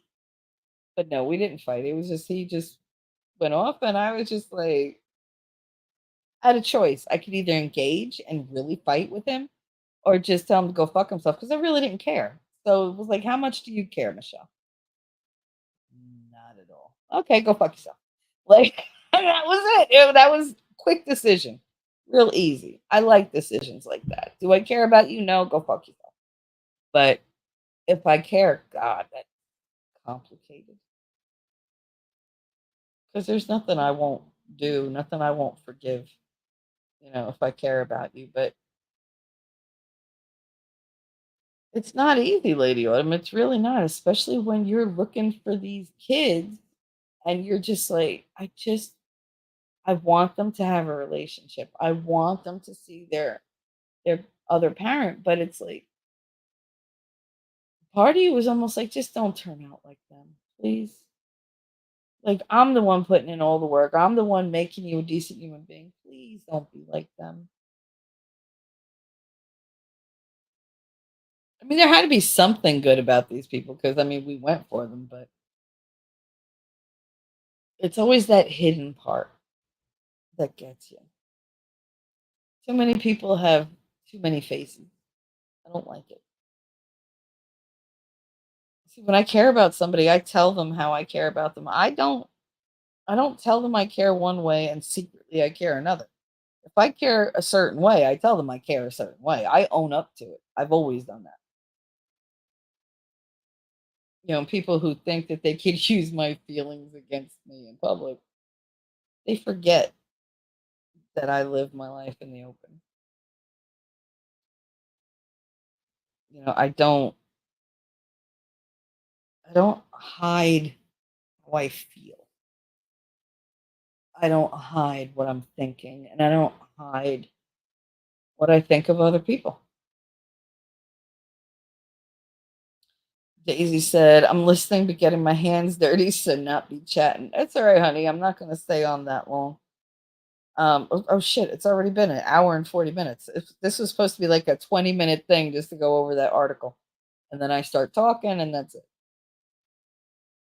But no, I think when you love somebody who's abusive and you have kids with them, like I didn't have a kid with my husband, but he married me knowing I had a kid. So like it wasn't his kid, but it was. I never treated him like he wasn't Katie's dad because he was Katie's stepfather. I mean, I guess because I grew up with an amazing stepdad, it never dawned on me to be like, "You're not her father." Like, because I would have never, oh my God, if somebody would have said that to my stepfather, like said, "Oh, you can't tell her that you're not her father," I'd have punched him right in the nuts because he was my father. It didn't matter that he didn't, like donate the sperm to make me. He was my dad. He was daddy. That was it. Like if he said jump, how high? Like it was never, you're not my father. Kind never. Oh my God. I would rather cut out my own tongue than say something like that. and we all know how much I enjoy my own tongue. Um, Using it on others, and for oration. Oral skills are hard to come by. You need a tongue for that. But I digress. Anyway, I don't even remember what I was saying at this point because now I got started on tongues and that made me think of like blowies, and now I'm all out there. My brain just went, ah, damn it. It's too early for this shit. I don't know. Really, I don't know. I hate betrayal. It fucks with me. Something terrible. I I am a people pleaser. I am. I know how to anticipate what people want. I'm good at that, especially if I care about the people. I know exactly what to say to make them feel better. And it's always got to be the truth. I can't lie to somebody to make them feel better because it's going to come out sounding so hollow. So I don't even attempt it. But I will find something good about them and make sure that I focus on that. And I will harp on it and I will blow it up to be bigger than it is just to make them feel better. And for some reason, people still like to paint me as a villain. I give my last dime if somebody really needed it, and they know it. And I support people, and I back people up, and I do favors galore, and I give my ideas away, and I will lend my time and my whatever talents I may have, whatever they may be, if I have any. I will give them whatever I can of myself to make them better, to help them. And yet, I'm still seen as this like horrible person. And it's really starting to piss me the fuck off because I'm not a horrible person. I'm a really, really good person, except I don't I don't want to talk shit about people. I don't want to make up stuff. I don't want to tell anybody the secrets that they told me or the things that I picked up or learned or whatever. Because people let slip shit all the time and I don't miss a trick. I miss nothing. And if I think I did, I will go back and re-listen to everything to make sure I didn't miss anything.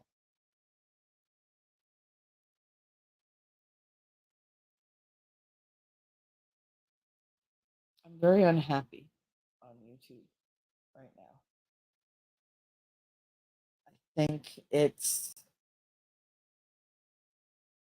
having to deal with toxic people or having to hear about toxic people or being considered one of the toxic people. And it's a lot.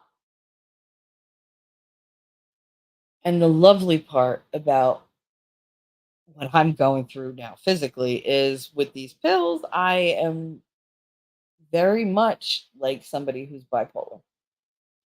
I don't have bipolar disorder. I never did. But these pills give me like these manic highs. And then I'm like happy, happy, happy. I'm full of energy and I'm making videos and I'm full of ideas, which now I have a notebook. I'm calling it my manic notebook because when I get these ideas, I have to write them down or I forget them when I hit the low. And the low always comes. Always. I'm happy, happy, happy. I have it. Boom. It's like I ran face first into a wall.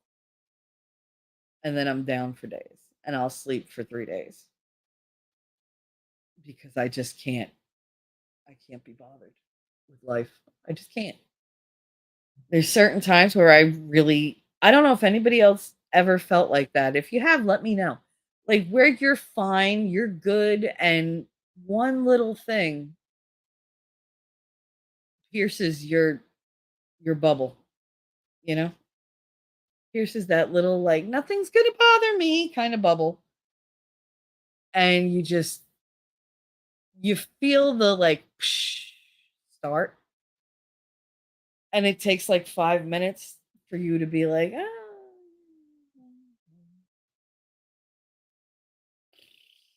Like, you're completely deflated. Like, everything is just absolute shit, and you don't have any energy left. I used to have that. You did? Maybe you need medication adjustments.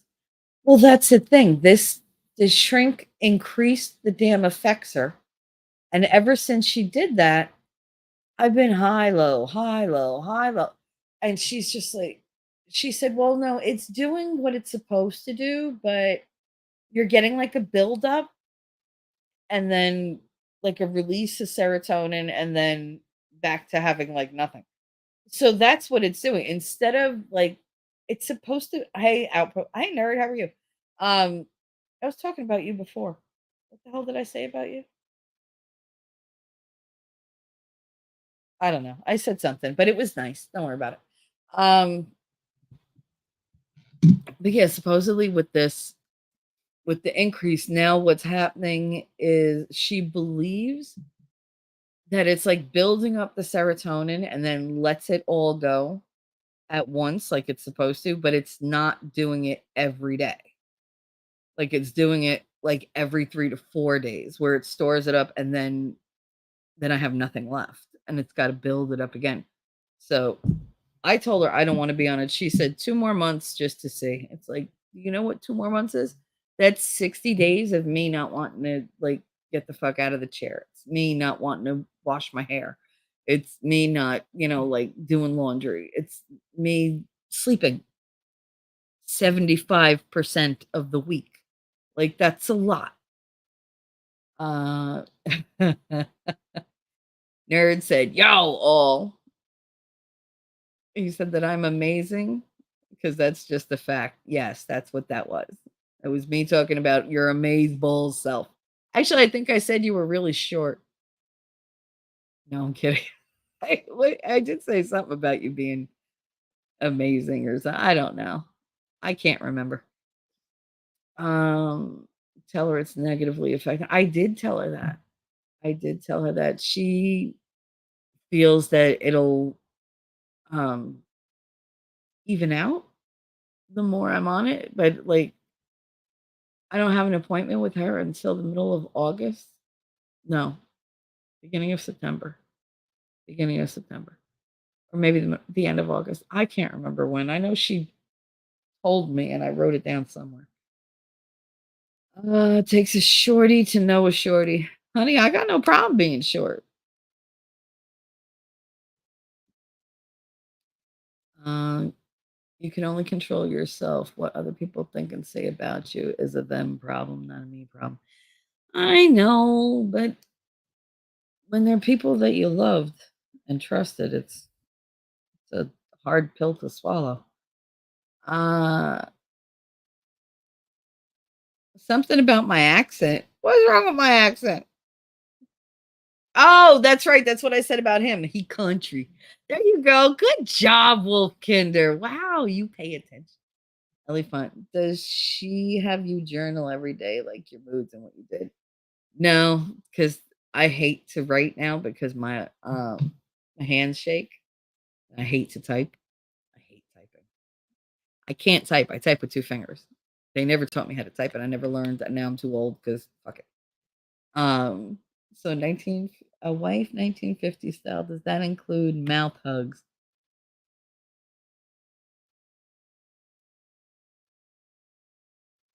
Nerd? It's not often that you leave me speechless, but that one, yeah, that was a good one.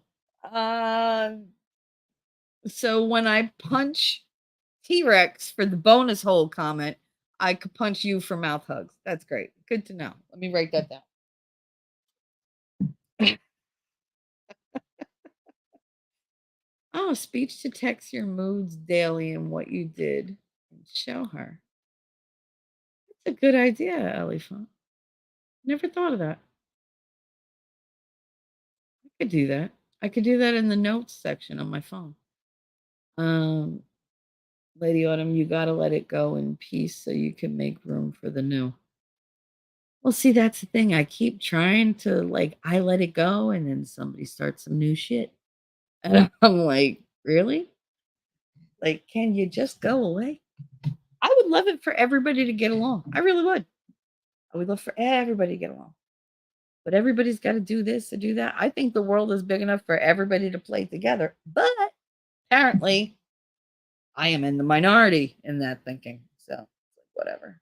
It's all about who didn't do what and fuck them all.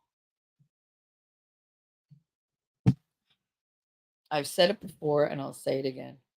I have no ill will toward anybody. There are people I no longer trust. It's not the people you would think. But there's a lot of love for those people. And it's sad because you all know I would have been fine in a couple days. Actually, I was fine a couple hours later. And then all that back talking happened. And I just said, fuck it. I ain't going back ever. I don't need that kind of bullshit.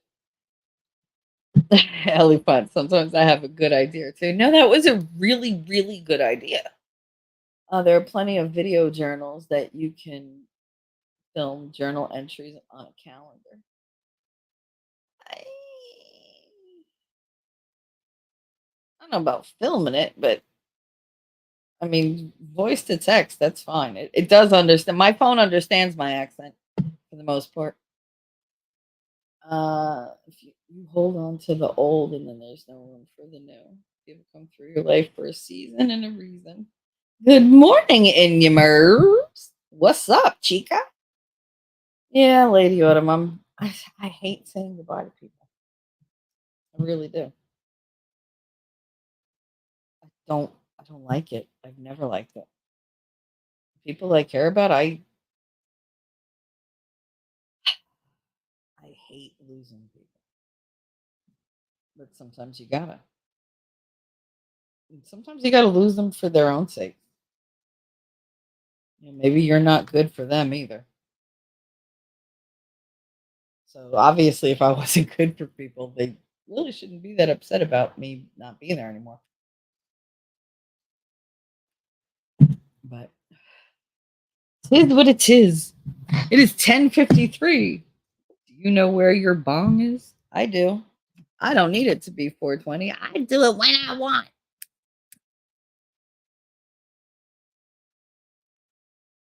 And I want do do do do do. Yes, I want do do do do. I want my bong. Do do do do do do do do do do do do do do. Yes. Yeah. Much better. Find the reason, learn from it so you don't repeat it, and wait for the wonderful new things. Well, that's what I've been trying to do. I try to like do new things with my channel. Like I finally figured out how to do all the little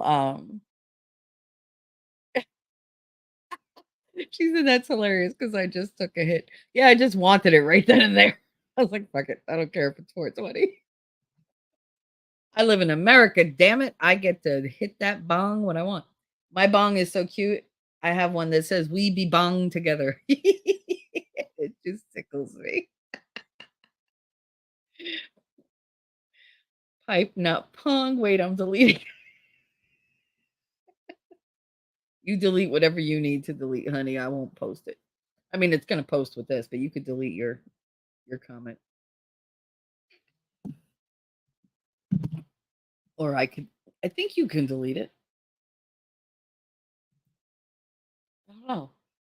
If you can't, let me know, and I believe I can delete it. Uh, no. Nope. I can't delete it from here. It tells me, do you want to ban this user? No. That's something I want to talk about. So, Tweety was on Mr. Malloy's the other day. And she had my name coming out of her mouth in a way I didn't appreciate.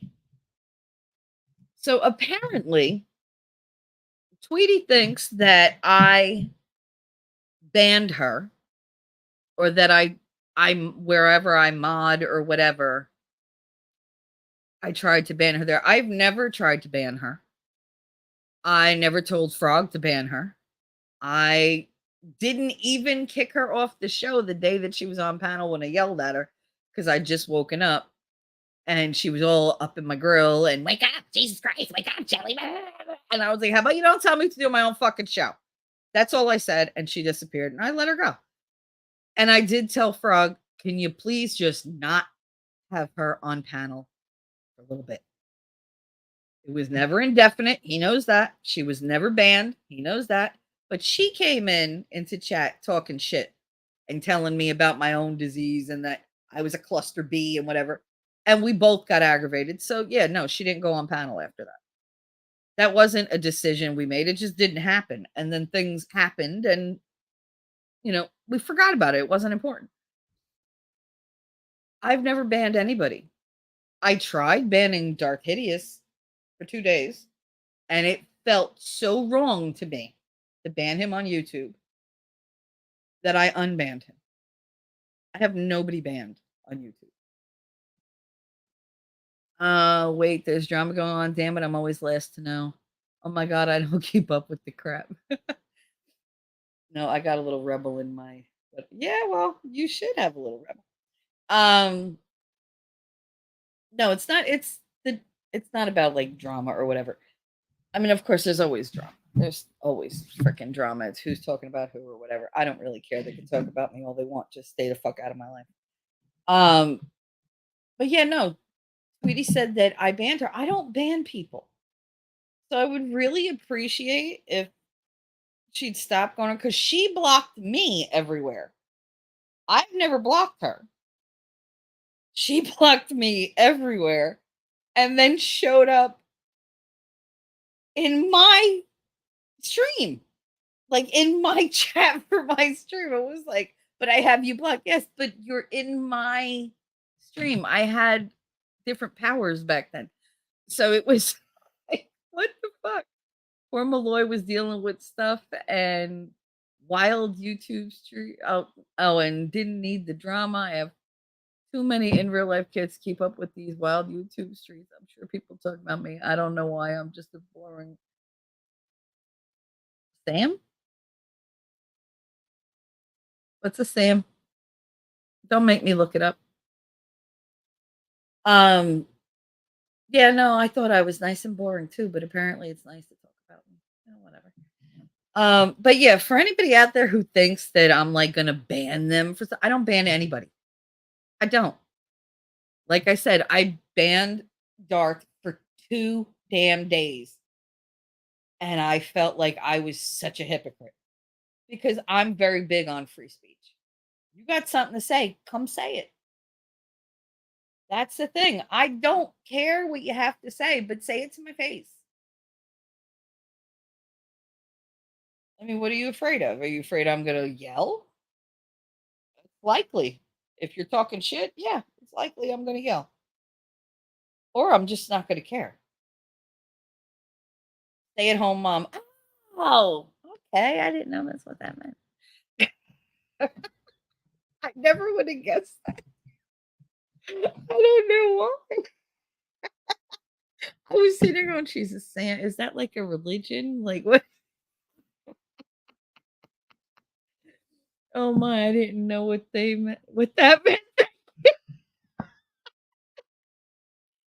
See, and like people are afraid to ask. I was like, no, it's gotta mean something. That's hilarious. But yeah, no, it's just you know how it is on here. People talk shit. They like to run back and forth. It's like whatever. Whatever drama you need in your life, you keep that shit. I don't like it. But as far as like I actually with my own ears heard her accuse somebody, one of my mods, of banning her. And as my mod, she's never banned anybody. And I've never asked her to ban anybody, and I never will. In fact, everybody knows I don't like bans. If you have to time somebody out, do it. That's fine. Don't be an ass about it. But like if I have two people fighting in my chat and I'm trying to do a show and you're a mod, if they can't behave and they won't leave on their own, yeah, you can totally time them out. I don't care for how long. If you can time them out the entire time over and over and over and over, I don't care. Just don't let it affect the show. That's what the mods are there for, to make sure that I can't get derailed by bullshit. Don't feel bad. I Google slang and acronyms a lot. So do I. Oh my god. Okay, just listening. Gotta go get nap time cleanup started. Oh god, yes, because you have little ones. I miss having little ones.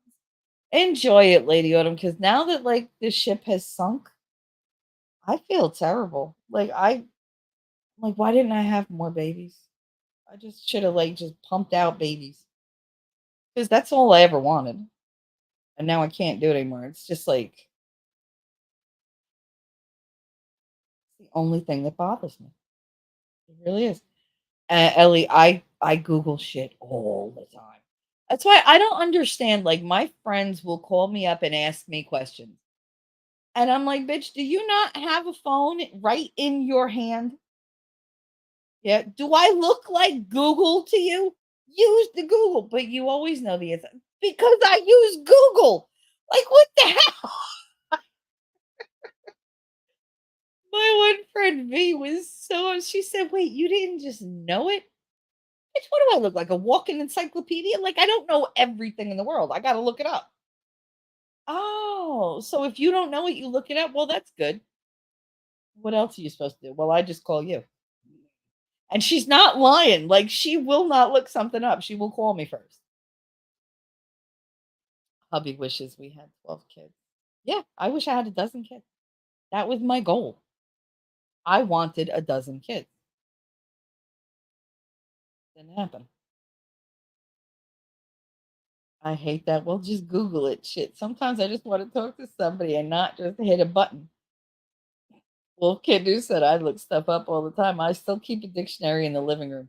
I mean, I don't keep a dictionary in the living room. That's in my bedroom closet full of roses. But because that's where we used to put our flowers to flatten.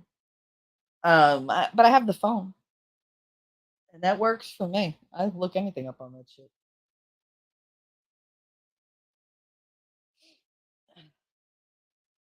I miss books though. Like when I'm reading for like that thing that I do now, reading it off the computer is so different than holding a book and reading the book. Like, I didn't realize until the other day when I actually picked up a book, an actual book, to read it, how much I missed it. I don't miss dropping it in my face when I fall asleep reading it, but I did miss it. I drop the phone in my face all the time, so it's like, what the fuck? But yeah, so that's that. I just want everybody to get along. I want people to say what they need to say to my face. I want to know who to trust because right now I don't trust anybody. I don't think I can. No matter how many kids you have, they grow up too fast and all leave. Yeah, my kids are never gonna leave me. My son, maybe. My daughter, now she's with me for the duration. Growing up in a house with 7 kids, I can tell you 12 kids, it's chaos and loud. Well, yeah, I had 8 of them in my house, when I hit being a teenager, because my mother married a man with a lot of kids. I read that I love boobs, Wolfkinder. Damn it. I love books. I have trouble reading anything longer than an article on the screen. It's so, I mean, both of them are flat, but it's just so impersonal on the computer. It's weird. I still go to the library and check out books every once in a while. There have been so many betrayals from the most unexpected people that I don't trust anybody at the moment. I don't trust anybody, period. I don't even trust my own kids right now. Well, boobs are amazing. They are, but if you go to the library for them, like, bring me with you. 'Cause I wanna check out some boobs too. Yes, I have my library card to do what? Check out some boobs. I don't think they let me tell you something, if that was true, libraries would be fucking popular. Oh, no, elephant, don't have a broken heart. We all get over it. Like Nick says, I give a shit, but I don't. I know on some level I give a shit, but 98% of me is like, fuck them. Like, it's just like, whatever. Well, a certain Fox lady says the library is a good place. Yeah, but she's retarded. Um, I only trust the people living in my house and my best friend because she's as mouthy as Shelly. Thanks, Elle. Yeah, I am mouthy. I am very mouthy. No, that Fox lady, she said go to a bookstore or a library to pick up chicks. Can you imagine Camelot in a bookstore? Hey y'all, what section is the Kama Sutra in? Like, you know that's what he'd say. And I know he's not that person in real life. That's just like the persona, but you know that's what he'd do. He would totally walk in there. No problem. He said, "Show me someone who trusts a person 100%, and I'll show you a cult member." Well, I mean, I ain't going into the cult thing. Okay, so I heard an online nerd say if the new Lara Croft actress has less than a C cup, they're ruining the movie. But I mean, that's true.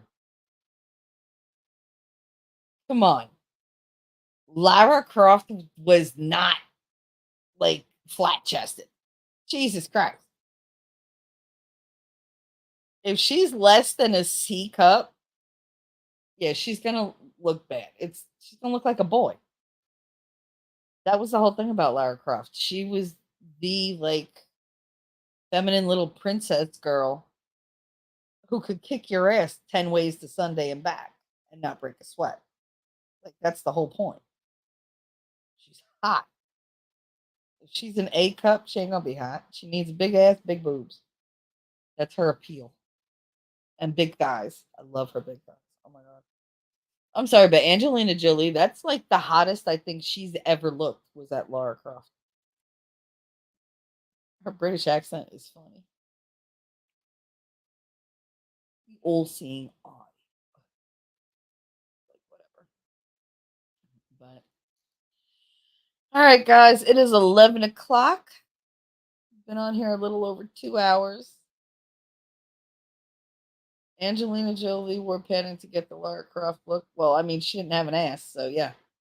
Um, Lizzo? No. Ellie. Oh my goodness. How could you? No, make the image go away. I'm seeing Lizzo in the freaking the the silver wetsuit.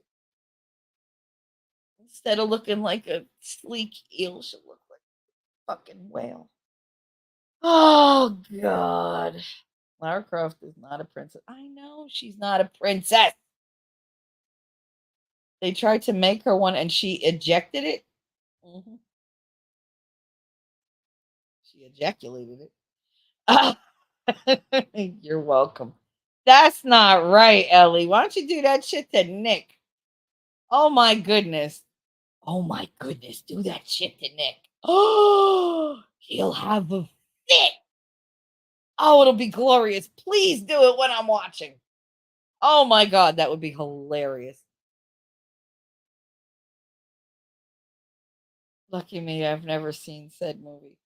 Oh no, she's gorgeous in the movie, but it's just like, oh my goodness.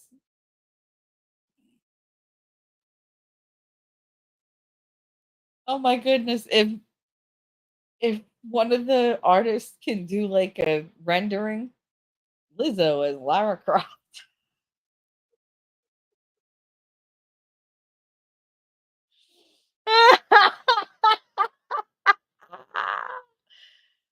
Oh my goodness. See, I wonder if AI will do that picture. bet you Mandy would do a good job with that one. That would be hilarious. However, I know who Angelina Jolie is. I used to love Angelina Jolie, and then she got all weird.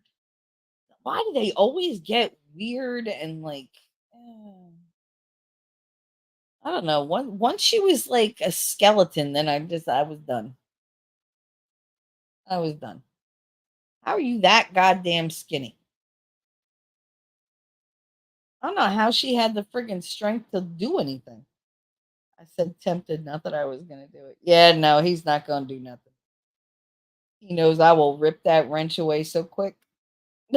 Mm-mm. You will be defrocked, nerd. But yeah, no, she got way too skinny. It was terrible. Oh, all that crazy shit. Yep, to get daddy mad.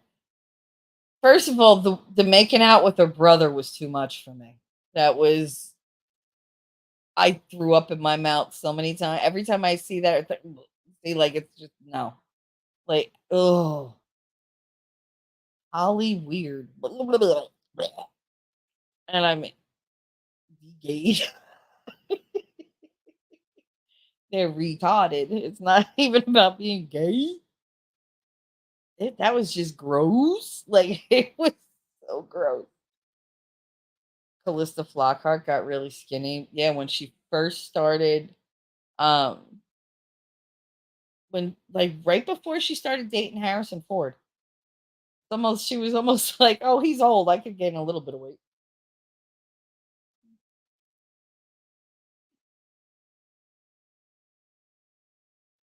Yeah, she did. You didn't wait, Elephant. You didn't know that she made out with her brother? She did it on camera at an awards ceremony thing. Like full on like lips on lips. It was so gross. And they say that stuff happens in the South. They need to look at Hollywood for that shit. I mean, she's the one that she had like the Velcro wall. What the hell? I think my neighbors have that because they throw themselves at the wall, but I never hear them land. The fuck? It's weird. And it's funny because they can't keep a TV on that wall, so apparently they can keep themselves on it. There's something about that apartment next door. It eats TVs. I don't know if the wall can't hold it or they just don't know how to find the stud or they can't find one and just hang it. I don't know, but there's always fucking TVs falling next door. Every year, at least one. The brother thing and the blood in bottles. Oh my god, that her and Billy Bob Thornton had their blood in bottles that they hung around their neck. So weird. Under a rock. That was like the 90s people don't remember that.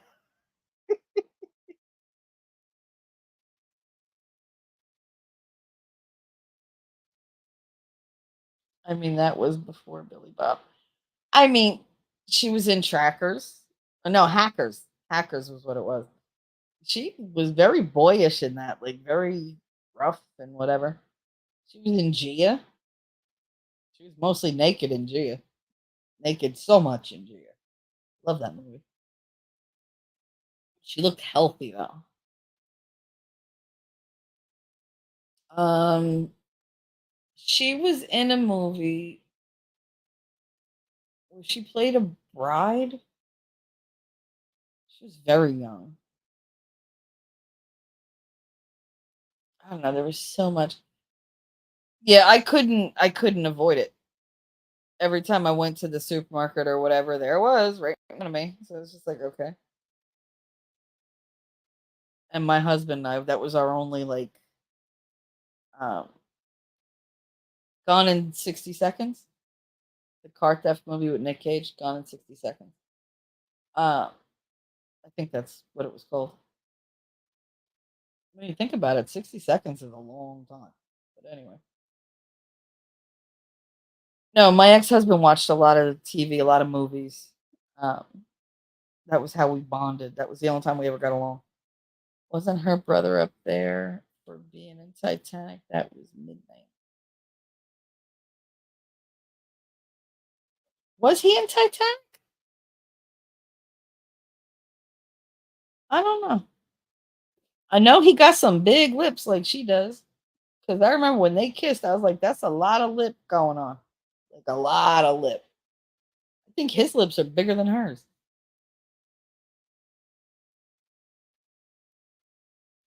But, yeah, it was gross, like, they full on kissed. It was weird. She had the whole goth look going on, it was just she was very young, very, "Hey, hey, look at me, look at me." Then she started adopting kids all over the place, and she calmed the fuck down. I like that one movie that she's in, where you can bend the trajectory of a bullet. What was it? Oh god, what was it called? It was one word. What the hell was it? I don't know, but, McAvoy is in it. James McAvoy and Morgan Freeman, a couple other people. Wanted. There you go. That one. That was good. That was a good movie. Dun, dun, dun, dun, dun, dun, dun. I don't know. She's always been. I've loved her movies. I always kind of wanted her to be in a Batman, just a really campy Batman. I'd like her to be a superhero. I think it'd be funny. Not in the Eternals. That movie sucked. God, that sucked. What is going on with Marvel lately? They're just ugh. Angelina and her brother almost look like twins. They kind of do. And he's very yes, Chris Pratt was in it. He played the asshole best friend that's screwing the guy's woman. When he hits him, it's hilarious. You see the teeth flying. Trying to think of something that she was in that I didn't watch the thing with her and Johnny Depp. Was that a tourist thingy? I can't remember what it was, but I didn't like some of them just don't appeal to me. And I've become very, very picky when hi Sean. I've become very picky when it comes to movies. Like I don't like watching anything emotional. If it's emotional, nope. Nope. If it's a kids movie, nope. Something with animals, nope. So what do I watch? True crime, cold cases. Um, what else? Any kind of like serial murderer kind of thing, and just musical documentaries like on like and Led Zeppelin stuff like that. Yeah, that was pretty. I mean, I like James McAvoy. Period. I like him in all the X-Men movies. Um, the fuck you and the U is the toots when he busts his face with the keyboard had me dying from laughing. Yep. Geez, that narrows it down. What do you mean? What narrows it down? What did I say? What happened? Huh? I'm so confused. I really hate that there's a delay in this damn thing. Wanted, Angelina, brother. That's pretty good. Jeez, that narrows it down. I mean, to what? Marvel has been complete shit lately. I mean, I like Secret Invasion so far. I do like it. I mean, it's predictable. I knew what they were going to do throughout the whole damn thing so far, but that narrows it down. The movies I won't watch. I have a very hard time dealing with my emotions the last year and a half to 2 years. Marvel has been shit since Endgame. Don't even start. Loki was good. The What If program, I love What If. Um, I liked the I like the Secret Invasion. What else did I like? I liked Hawkeye, especially when Black Widow's sister showed up. Loki was not better than no, nothing was better than Endgame. Give me a break. But they're still good. Yeah, no, the whole woke thing, the She-Hulk, no. I don't like She-Hulk. I never saw it. I won't see it ever. If something happened in it that I'm gonna miss in Marvel, just tell me what it was and I can move on. I never saw Miss Marvel because anything that has to do with Marvel, as in Captain Marvel, Brie Larson, I hate. I hate that woman. I hate her. I hate her face. I hate the way she talks. I hate the way she moves. I want to punch her in the face. I want to punch her in the neck. I don't like her. I just don't like her. Can you tell I don't like her? I don't like her. Brie Larson sucks. She can't act. I hate her as much as I hate Kristen Stewart. I'm not even discussing She-Hulk. She-Hulk, as far as I'm concerned, never existed. I never, ever, ever saw a picture of a big green, big butted woman twerking. Nope, never saw it. Never happened. La la la la la la la la. Nope. I would rather picture a certain somebody in a mankini than think about She-Hulk twerking. Nope. Nope. Nope. Uh-uh. That's a big, big no-no. I don't understand why the whole woke thing has to happen. There was always representation of everybody on TV. Milton Berle cross-dressed, although now they're not allowed to call them cross-dressers. Oh, okay. Can't call them transvestite. Okay. No, now they're transgender. Why? You're not really. If you're dressing like the opposite sex but not having the surgery, you're a transvestite, not a transgender. If you change your gender, like physically, then you're transgender. You can't just redefine something because you feel like it. All these ones that are walking around, Dylan, he's not a transgender. He's a transvestite. He's a crossdresser. That's it. I said it. So what? What are they going to do to me?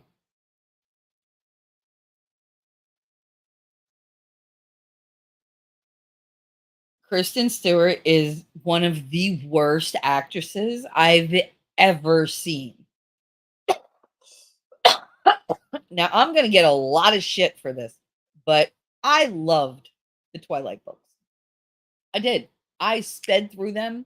They were like a half a day apiece because I came into it at the end. The books were done. The first movie was already made. I think the second movie was already made. And so I knew everything that was going to happen. And I was excited to go see Twilight. I brought my daughter. We were living in Kansas. It was the last year. I think the last year we were in Kansas, or did we just get home? I don't know, but I took her to the movies. I don't remember where we went, but we saw Twilight, and I remember the hospital scene. And I remember looking at my daughter, and she was like, "What?" I said, "That girl cannot act. She cannot. She's got a lazy eye. That's number one. Number two, it's always uh, like I know you guys know how to edit. Why does she have to through the whole goddamn thing?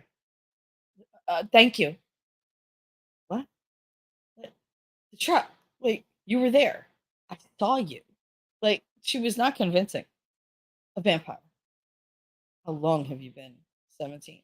Like it's just the her delivery was so stunted, and she had like no facial expressions, and the facial expressions she had were wrong. The emotion she was trying to evoke. Oh my god. I turned that movie off after like 5 minutes in, and I turned that shit off. She was fucking horrible. She was absolutely horrible, and I think he was just as bad. I think Jacob was amazing. Um, his dad, good acting there. Her dad, decent acting there. Kind of uncomfortable because he was supposed to be uncomfortable, so it came across the way it was supposed to in the book. Um, She was just depressing. Like, even when she was happy, she was meh. Like, it was just like, "You're so weird." She's so awkward. It's like watching a baby fawn walk for the first time without the cuteness. Like, I just couldn't take it. I only saw the movie when I was dating a girl, earned me big brownie points. I've always been team guy who almost got hit. I've always been team guy who almost hit Bella with his truck. Yeah, no, I know. I know. I was like, you could have just let it go splat. Everybody would have been happy. Uh, she said, I'm so happy to hear someone else say, yeah, no, she's horrible. Horrible. I never understood it. I didn't like her. Robert Pattinson says now he didn't like the way he chose to play that character. He played it so like newbie. Like he didn't play it like somebody who's been on Earth for 100 fucking years. Right, nerd? She's not even pretty. She's really not. She's really not pretty. That's not even, you know, that's not even her hair in the movie. That's a wig because her hair just wasn't good enough. And I think it's horrible. I think her hair was horrible through the whole friggin' movie. I think her makeup, she looked horrible. Just, I don't know. She's just so cultish and awkward. It's weird. Like when she turned into a vampire and like everything, like all her things got, like invulnerable or whatever, and she's got venom everywhere. And I was just like, damn it, why didn't it kill her? When she was in the ballet studio and she's writhing on the floor, she crossed her eyes so many times it was ridiculous. I was like, is that the only thing she thinks people in pain do? They just cross their eyes and go, oh my God, oh my God, look at that. Oh my God. Just writhe around on the fucking floor. Like, anyway. I'm Team Jacob, which is why I'm glad Bella ended up with the vamp. I love Jacob. Love Jacob. When he had that long hair, oh, dear God. When he's got the long hair and she goes on the bike and she hits the rock and he takes his shirt off, and I'm just like, thank you, Jesus. I see you, Jesus, right there. I see you. But yeah, no, God. And I'm like, he's a kid, but he wasn't. He was legal, so I don't feel so bad. Jacob was a perv. The fuck what? He was not a perv. He was a wolf. They were all so stiff and emotionless. It was like watching cardboard cutouts act. Well, yeah, a little. I think people should get hired for their hair. Look what happened on Friends, the Rachel haircut. I kid, I kid. No, the no, Jacob was not a perv. If you understand imprinting, you would understand that first of all, Renesmee, which is still with that name, Renesmee grows at like advanced freaking um growth spurts. She doesn't do the regular, timey thing. She grows really quickly. Also, it's a wolf imprint. It's soul to soul. He doesn't want her as a baby. He wants to protect her. He wants to give her the world. He wants to help make her into the person she's meant to be. Then when she's older, if she chooses to be with him, then, they can date and whatever, but it's not there's nothing sexual to it. So don't even do that thing.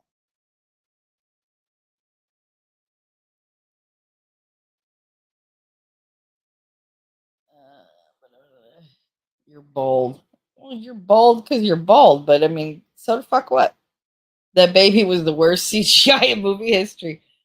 Yeah, that was the worst. Literally, like he was creepy. Oh my god, that baby was creepy. And she was no less creepy as she got older.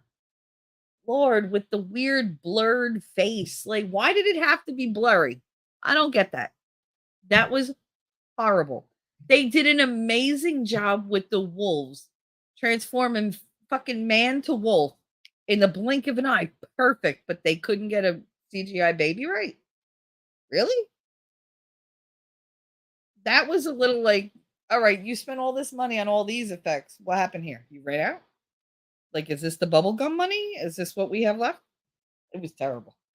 And no, it's not a sexual. Take it from the wolf. Wolfie. But yeah, no, that was I love those movies, but certain parts of it, I was like, no. I will say that I was absolutely fascinated watching the venom spread through her. Like watching how it changed like skin, how it changed cellular growth, everything. Like that was what it was just I think that was a beautiful segment in the movie. I really do. The way they did that. That was amazing. I hated how the big fight at the end of the movie was all in the head of that one vamp. Well, I mean, it would have been true. That's the way the future was going. If he chose wrong, he would wind up on fire. That's the only thing that would stop someone like him. He was willing to lie just to get what he wanted. Then when he found out it would end up with him on fire and beheaded, he had a different take. Funny how that happens. But yeah, I was devastated when I saw that because we went to the movies again to see that. And by that point, I was heavily invested in this whole fucking series. So we're sitting there, me and Katie, and he holds up Carlisle's head. And I said, "Oh no!" And I in the movie theater, and I was just like, and everybody's like, "Oh my god!" And we have all these like teenage girls and me, and we're all crying. And it was oh god, it was just like the last season of Dynasty.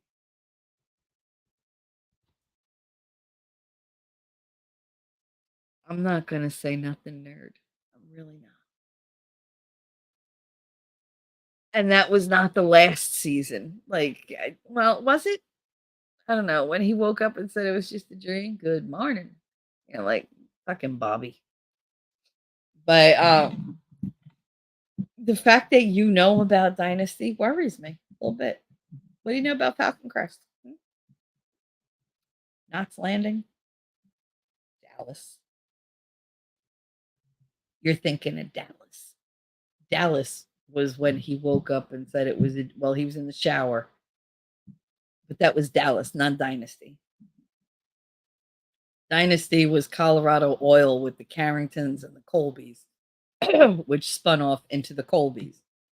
Dallas was the Ewings and oil in Texas, and that spun off to Knots Landing.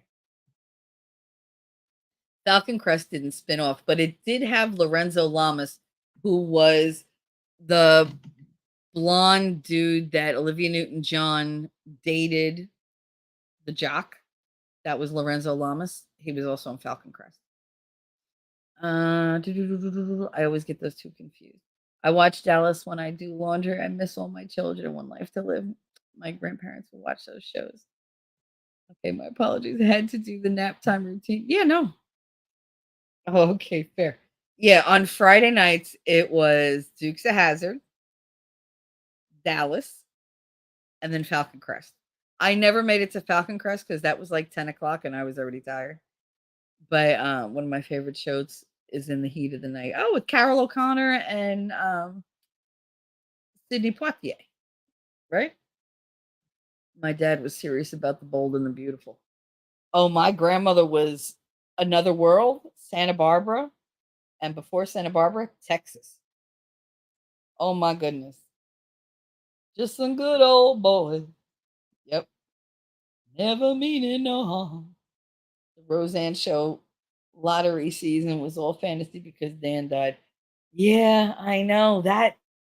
Dear God.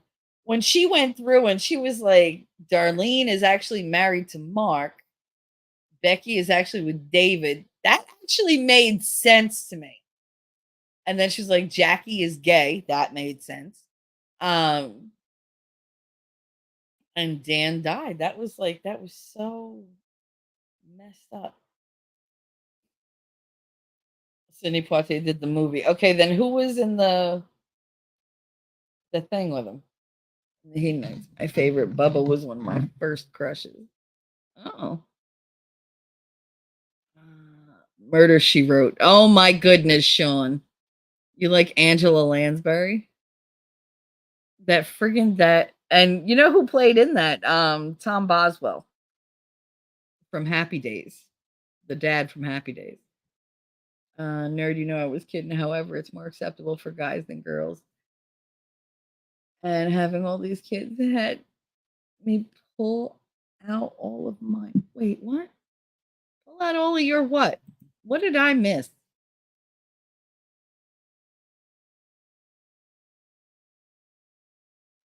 I can't remember his name, but he left the show because he got in some legal trouble where they filmed the show. Oh. Mm.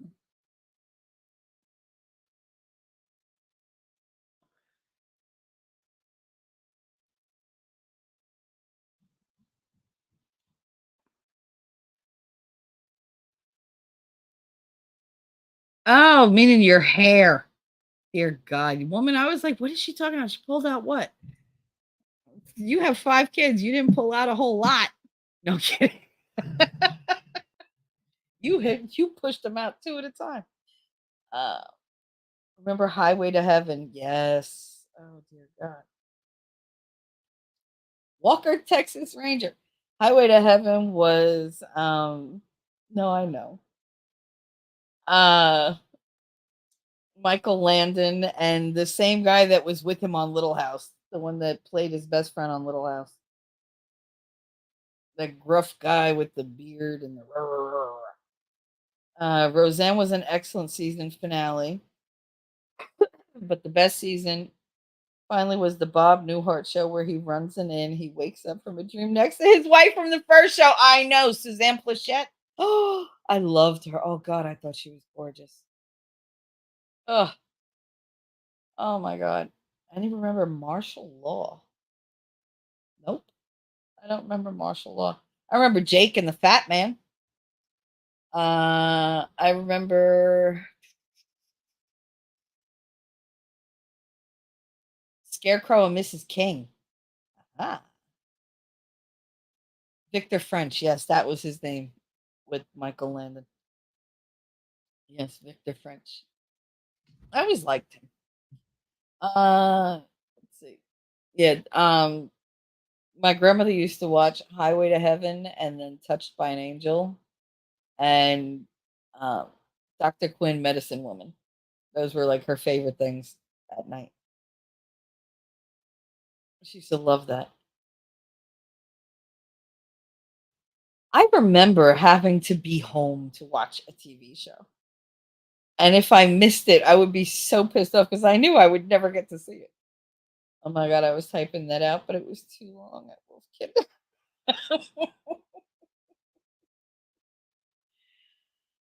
They were all, I mean, God, you we used to watch the Bob Newhart show. I remember the original show. I remember watching Mary Hartman. What was the show called? Mary Hartman, Mary Hartman? I think that's what it was called. Uh, okay, so martial law was about this Chinese cop who was a martial arts expert, moves to LA, becomes a cop. The guy trained with Jackie Chan when they were young and he was really good. Yeah, but I don't remember that. If my grandparents didn't watch it, I didn't watch it. We only had the 2 TVs. My uncle was in charge of the one in the parlor, and my grandparents were in charge of the one that was outside. If it had any kind of like cable to it, I never got to watch it. Nope. They watch things like Barney Miller, MASH, Archie Bunker, uh, Sanford and Sons, Jeffersons, and then it was Matlock and Murder She Wrote. And God, it was always people in jail or doing crime. Like, I guess that's a family thing that I inherited. All the old detective shows, Streets of San Francisco, Beretta. Oh my God, Beretta, Columbo. Nash Bridges was a really good one. Yes, my grandmother really enjoyed Nash Bridges. Um, She just thought they were really, really good. She loved, Cheech. Oh, geez, I should put on my cheaters on. Maybe they'll eliminate the misspell.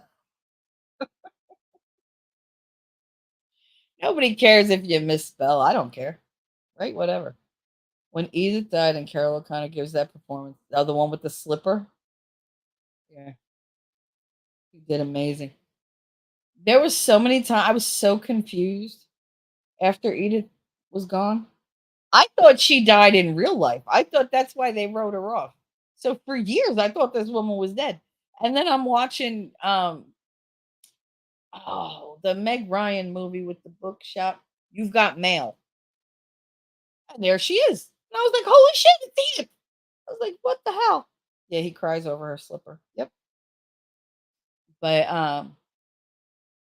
yeah, no, she was in You've Got Mail. And I was just like, what the hell? Hogan Heroes. Yep. I was so young, I barely remembered it. I've rewatched it a few times. It's still good. Yeah, I didn't get most of the jokes back then. I was very, very sheltered. I get the jokes now, though. They're funny as hell. I can't believe they said that shit on TV. I know she just wanted to move on as actors do. Yeah, she didn't want to be typecast, and she wound up, not getting much except for theater. Like she wanted to go back to theater too. So, like, okay. I don't call them glasses because I don't want to manifest me wearing glasses too early.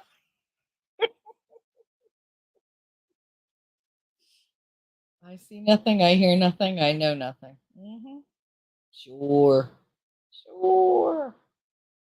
I know nothing. We watched Hogan's Heroes, and there was another one. I can't remember what it was at that time. Was it Gomer Pyle, maybe? Might have been. Jim Neighbors.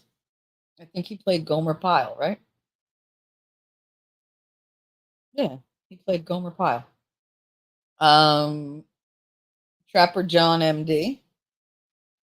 There was, oh God, what was the, I was super young, but it was James Gardner.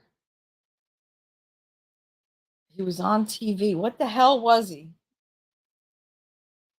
Yeah, Hogan's Heroes. If you like that, look for the British show called Hello, Hello. Okay, who remembers Benny Hill?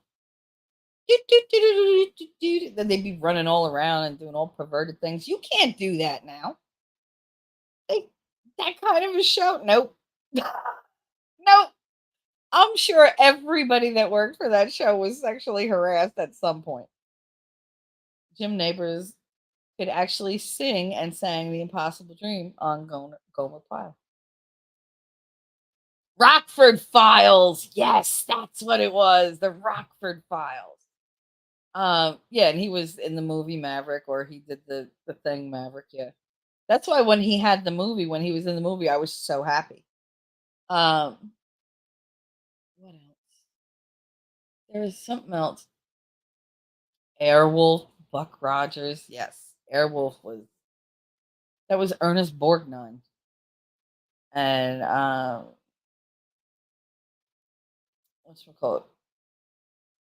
Oh God, you had Knight Rider, A Team.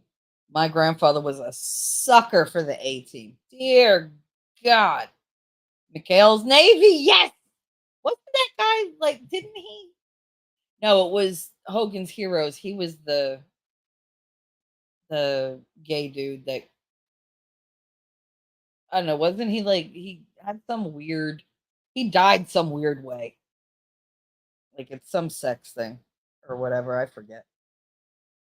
I'm trying to think of what else, because I know there were so many different shows on. I mean, I was a kid. I should have been like sticking to like just my shows, like Romper Room and The Magic Garden and um, Mr. Rogers' Neighborhoods.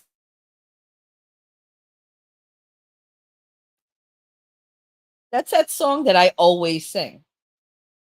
You hear me going, dun, dun, dun, pass it on, pass it on. That's a Fraggle Rock song. Dun, dun, da, da, da. Dun, dun, da, da, da. Dun, dun, da, da, da. You have to pass it on. Let your heart be light. You have to pass it on. Pass it on. That's Fraggle Rock. They used to have the dirt heap, like the garbage heap that talked. Hilarious. Carol Burnett. Yes. I want two shows all the time. Carol Burnett and Laugh-In. We need a Laugh-In now because they were so political and so funny about it. Like it was hilarious. The lead actor in Hogan's Heroes was killed filming porn in a hotel room using one of the first video cameras. They never found the killer. Yeah, but it was like it wasn't regular porn, right? It was either gay porn or it was like some sadomasochism kind of thing. But it wasn't like regular porn. We were kids. We sat with our parents and grandparents to watch TV. Saturday morning was for kids. My Saturday morning, okay. I was not allowed to watch cartoons too early because they were too loud. Now, this is my mother's thinking because I'm going to laugh and wake her up before 10 because I wasn't allowed to wake her up before 10. So if I woke up at 4:30 in the morning, as I was prone to do, I wasn't allowed to watch the cartoons because they weren't on yet anyway. She didn't know that. But I was allowed to play my Atari. Okay. So I'd play Atari till like 7:30. Then I'd watch the Snorks, then the Smurfs. Then I would watch like it depended on what year it was. I mean, there was like um Superman and Friends, or like the what was it called? Super Friends, I think it was. There was Captain Caveman, so you had Hanna-Barbera, you had Looney Tunes, you had we didn't have Cartoon Network yet. That was a thing, but it wasn't like a steady thing. Like you never really knew what was going to be on that. They changed it all the time. Uh I think it was just hardcore. Laughing was great. That was my first metal lunchbox. I loved Laughing. Sock it to me. Nerd, that's where I get a lot of like between the Dean Martin roasts and Laughing. That's where my humor comes from. I am very much a Don Rickles type humor person. Like I'm the one who goes, yeah, sure, whatever. Like on the side. I'm good with the side commentary, with the little those little one-liners that you throw out. Um, I mean, if you knew half the things I wanted to say when I was on panel with people, it's like because I know it would bust everybody up and everybody would be hysterical laughing, but I don't want to hurt anybody's feelings because now you can't bust on people without them thinking, oh, she's mean. She said this and she said that. Like, ugh, whatever. Mrs. Hilligan, could you come in here for a minute? Well, Bob, I didn't see you there. Mrs. Huygen, could you come in here? Could you come in here for like a minute? Yeah. Mm-hmm. Oh yeah. Back then they were political, but we're smart about it. It wasn't brazen and in your face like it is today. Bullshit! Bullshit! Laughing had freaking Richard Nixon say, "Sock it to me." Like, it was hilarious. Goldie Hawn is the complete moron in shows back then. But she'll tell you a lot of that was not acting. A lot of it was just her like fucked up, like, what's going on? Why am I here? I just did blow in the bathroom. What's going on? I was a kid in the 90s when anime was starting to be shown on Saturday mornings. Yeah, that's when I lost my whole whatever. Gasp, my feelings are hurt. Yep. The Dean Martin rose. I never liked Don Rickles. Why? Foster Brooks and Rich Little were my favorite. Oh my god, Foster Brooks.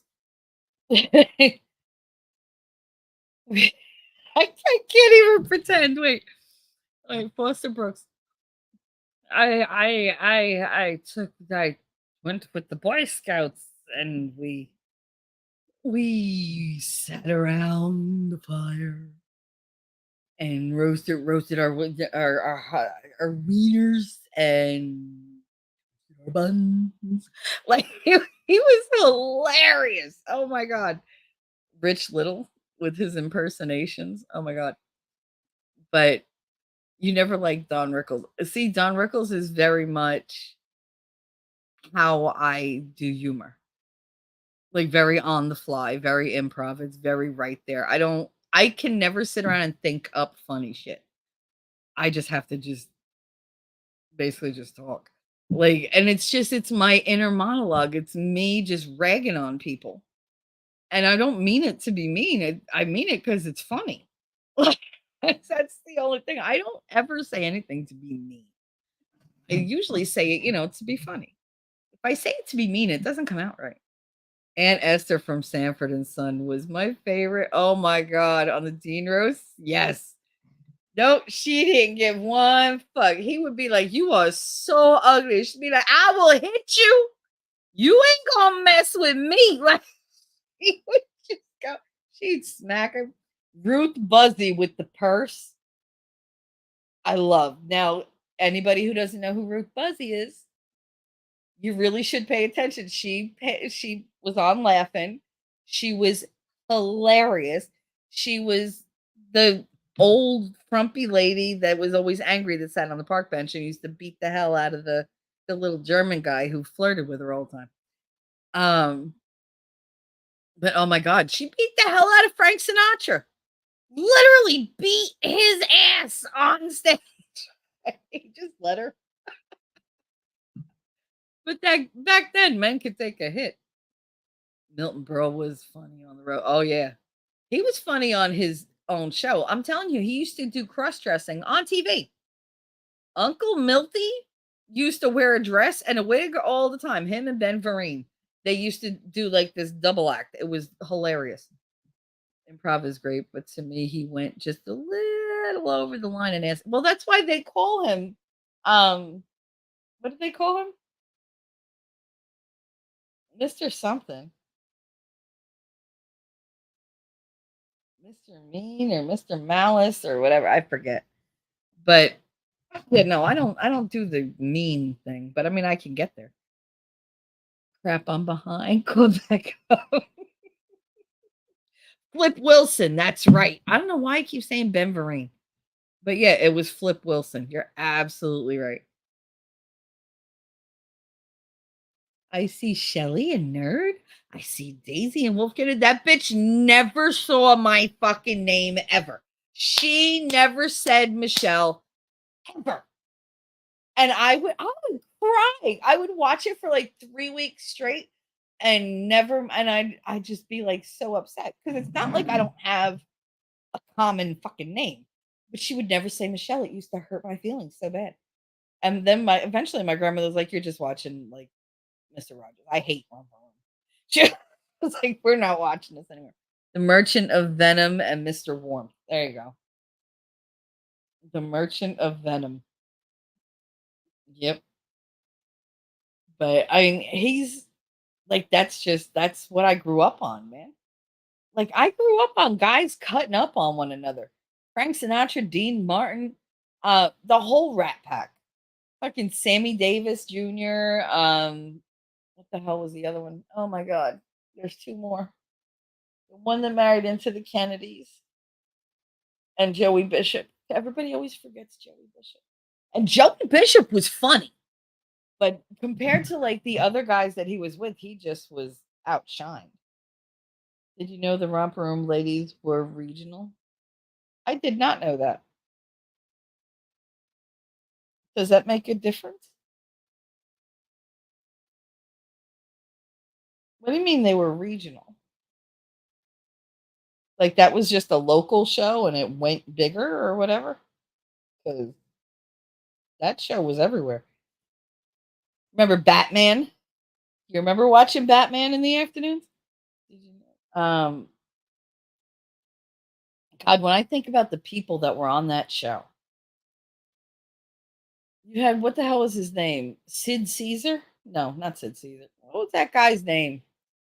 Caesar something or something Caesar. He was on there.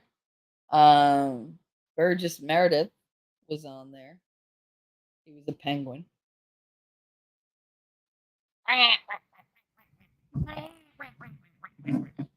When you think that Mickey was the penguin, that's just weird, right? Am I right? Is it just me? Because I did not put those two together. And then you look at him and you're like, you're the little dude from Clash of the Titans? Really? But yeah, he was the penguin. Eartha Kitt. Mm. Eartha Kitt as Catwoman because she's perfect, darling. She's perfect. You, I am a cat. I am a pussy cat. Like she was just, oh, I fucking loved her. She was so tiny too. It was like, oh, I just want to put her in my pocket. Julie Newmar, gorgeous. All the cat women were gorgeous. That girl was, she was hot as hell too.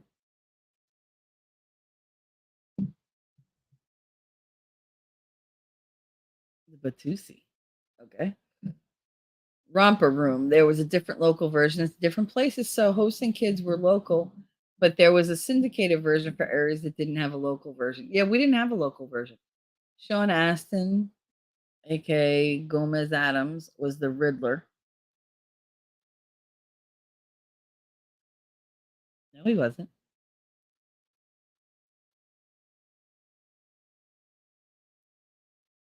Oh, you got all that smoke today, like New York? I refuse to look outside. If New York City has it, I have it because I'm literally on the same river as you know that. I look out the window. There's the Hudson River right here. If Manhattan got it, I got it. I won't look out there. I have towels on the air conditioners. Yeah, I was gonna say, what the hell? You confused me. I was like, Sean Astin wasn't even alive yet, was he? But he might have been. He might have been like 3. That's about it, though. I think Sean Astin thought he was the one who didn't know who his father was, right? Yvonne Craig, Batgirl, played a Green Orion slave girl in Star Trek. Did she really? She was hot.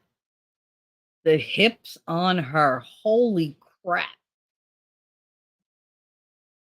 But yeah, no, she was Santa baby. Santa baby.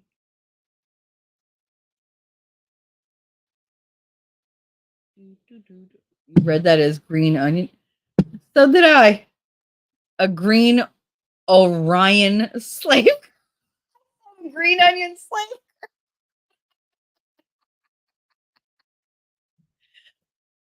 Yeah, his mom is Patty Duke. And then like um she said it was one father and then like oh, she thought it was yeah, she was the miracle worker. Well, no, she wasn't the miracle worker. She was Helen Keller. Um Anne Bancroft was the miracle worker, was the teacher. That's Mel Brooks's wife, Anne Bancroft. But Patty Duke had sex with Desi Arnaz Jr.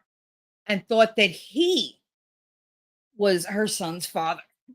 And it turns out that the 2 people she thought were the father out of 3 were not. The 2 she blamed were not. So Patty Duke might have been like this, oh, like little angelic looking thing. And she played the double roles on the Patty Duke show and whatever. Um, but apparently she was quite the hoe. So hey, wasn't she in what was that? The one with all the drugs. What was it? Not Peyton Place. What's the one with the dolls? Not paper dolls. What the hell is it? Not Stepford. I gotta run, y'all. Great show, T3. See you later. Bye, Shawnee. My Shawnee Bonnie Bonnie. Since you didn't call me Trish, you bastard. I don't know. She was legit crazy papers and all. I don't believe John is either.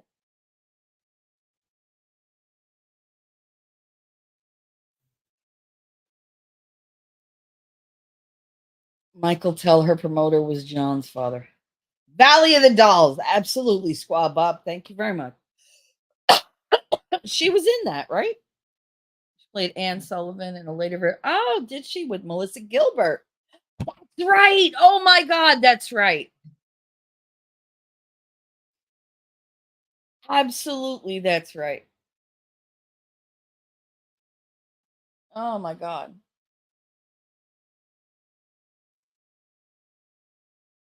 Michael Tell is Sean's father. Is he? I don't know.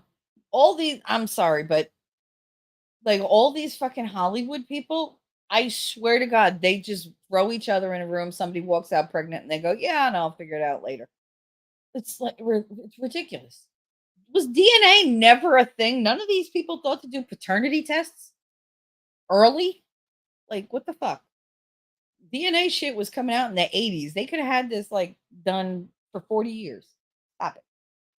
Michael Tell was Patty's promoter and ex husband. It doesn't mean she wasn't a hoe.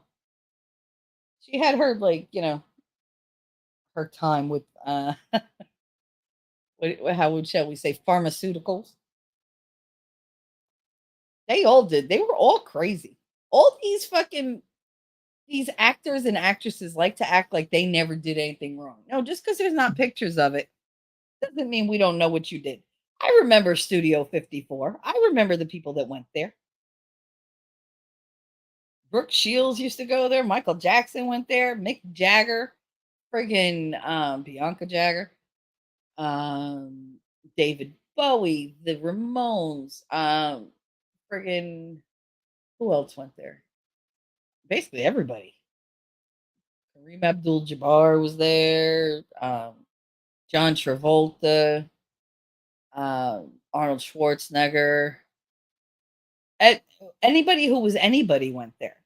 And they did a lot of drugs and had a lot of sex with people who were not their husbands or wives. Probably they didn't even know who the hell they were having sex with. And they pretend like they never did anything. It's like my children think that the only thing I've ever done is sit in this chair. How do they think they were made? Because trust me, I was not sitting up for it. Patty was young and eventually diagnosed as bipolar. But you realize how many of the child actors got diagnosed as bipolar when they were older? Look at Carrie Fisher. How fucked up. Carrie Fisher, Liza Minnelli, friggin' Patty Duke. Like these are big time like stars of big time parents. And they all were bipolar. You got to wonder if it's what they go through as kids in that kind of like environment. Not saying she wasn't a hoe, just saying tell us Short's father. That's why the state of Tennessee, if you're married to the woman and she has a baby, it doesn't matter. Your name goes on the birth certificate as the father. You marry for better or worse. Good. Good. Judy Garland was a hoe and got rid of a few babies because it was in her contract with the studio not to get pregnant. Come on, Shelly, I don't want to think about that. I'm just saying. I'm just saying a lot of them were bipolar and a lot of them grew up in Hollywood. You have to wonder if there's a correlation. Just like, I mean, look at Judy Garland. If they had not pumped her full of drugs as a child to keep her awake and to make her lose weight, you have a 13-year-old on film. Guess what? 13-year-olds, they still have baby fat in their faces. They haven't hit real puberty yet. Leave them alone. Well, 50s, 60s, and 70s, they were given meds to wake up, meds to sleep, meds to lose weight, meds to gain weight, meds to, clear up their acne, something to do something to their skin. And this is for this STD because they fucked the wrong one. Lady Odom, it's the same in Florida. I'm glad I didn't get married down there then. Lord. Oh, geez, I got to eat something. No, I don't want to think of you having adult fun. You're like my big sister. Really? Really? What's the matter, Outpost? You don't want to think about the bonus hole? Hmm? I cannot believe that that tickled T Rex as much as it did. Y'all don't know. We were over in Discord and T Rex decides to tell me about the bonus hole. And he can't stop laughing. Now I want to reach through the damn screen and like choke him. But he keeps talking about bonus hole, bonus hole. Now women have a bonus hole. No, it's not a bonus hole. It's the only hole. That's number one. Number two, you ain't getting that bonus if you call it that. How about that? And mouth hugs. Yes, the bonus hole and mouth hugs. Bite me, nerd. The industry did the same thing to Elizabeth Taylor. Yes. Oh my God. Elvis did that with Priscilla when she first came to the US. Yep. It was give her a pill to put her to sleep, give her a pill to wake her up. The first time he gave her a pill to put her to sleep, she slept for like 3 days. It was like, damn. The man was laughing for like 20 minutes, and if someone brings it up, he'll start laughing again. Absolutely. You say bonus hole to T Rex, and he loses it completely. I don't know why it's so funny to him, but I wanted to kill him. Like he was just, "Ah!" It's not that funny. It's not that funny. Stop it. It was funny, but I wasn't going to tell him that. Why are they making up words? The bonus hole used to be the booty. Right? That was the bonus hole. And I don't have one of those. I mean, I have one, but it's not for anybody's use, but like natural bodily uses. It's one direction. That's it. You know, I get mad at my doctor for trying to do something else. No, no, no. He's got to knock me out just to look. Like, mm-mm. They just make up everything. Like, I'm not a breeder. I'm not a bleeder. I am a woman. I am all woman. I don't have a slobber pocket. You know, now, no, you know what I have? I have a place where life enters the world. It's a magical portal. Things go in, they get cooked for 9 months, they come out as a person. Look at that. Right. Stop changing the meaning of words. I hate it. I hate it. I hate birthing person. I can't. And now with this men breastfeeding, stop. That's perverted. I need half a bottle of tequila. To do what? Get pregnant? Because I never needed alcohol to get pregnant. I have needed alcohol to have sex with certain people. I have.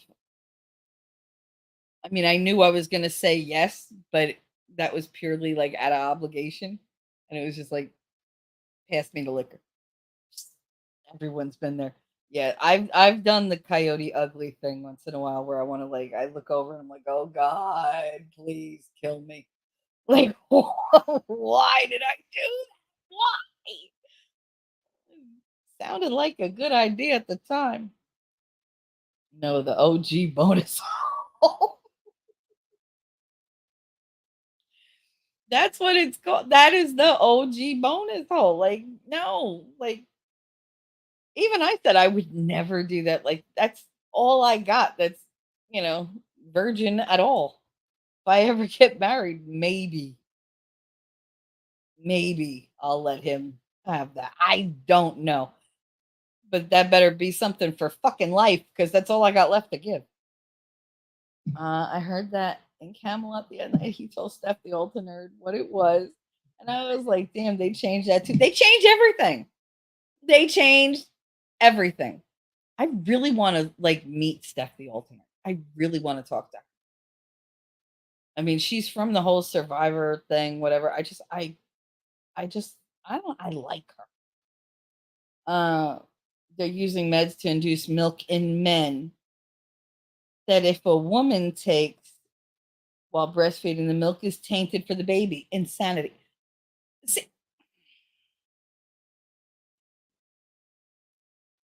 I got nothing to say, nerd. I have tons to say, but I'll be punished if I say it. So I'm not going to say it. But it's crap. It's absolute crap. I cannot with all this trans shit. Like, why? Why? Why? They don't want all the hardships that women go through. They have no idea how hard it is.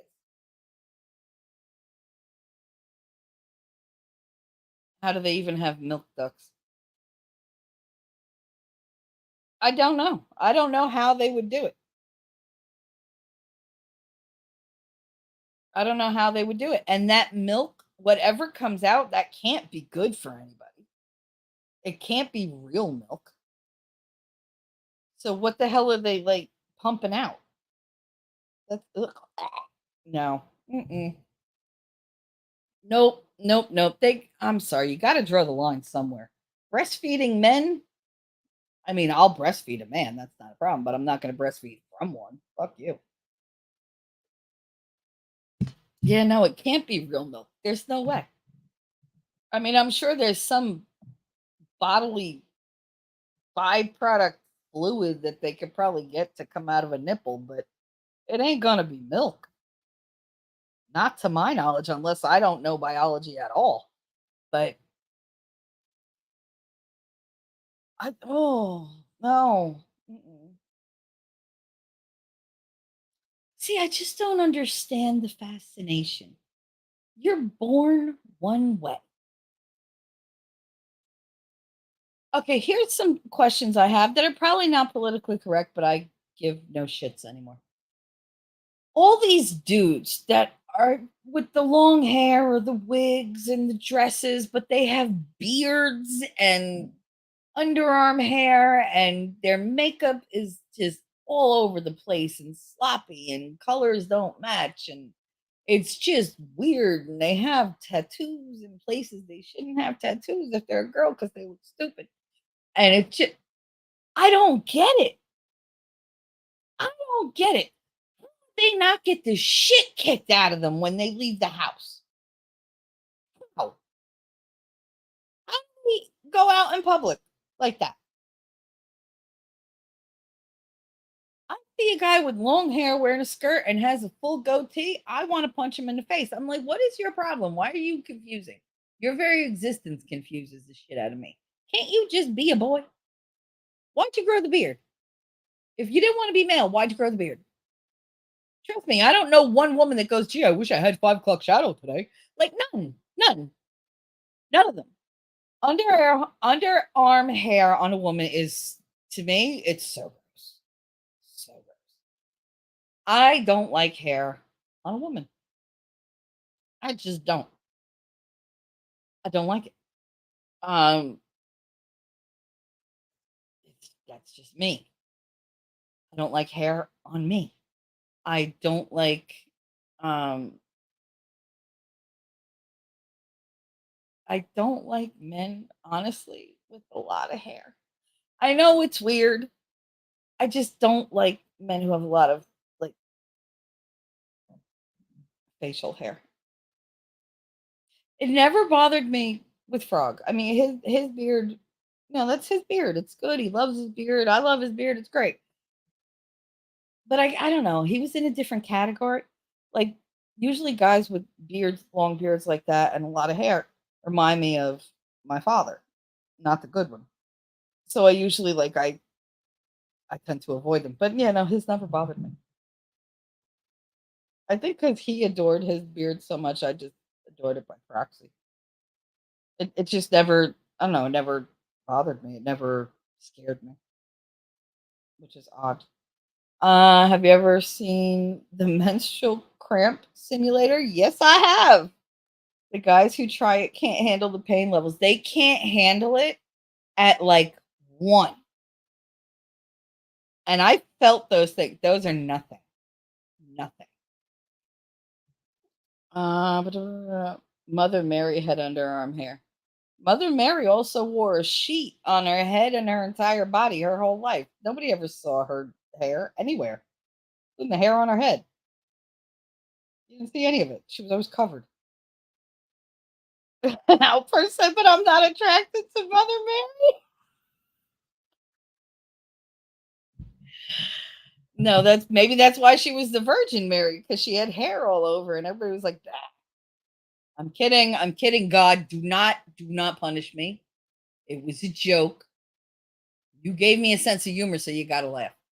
Those are the rules." Yeah, I'm not attracted to Mother Mary either.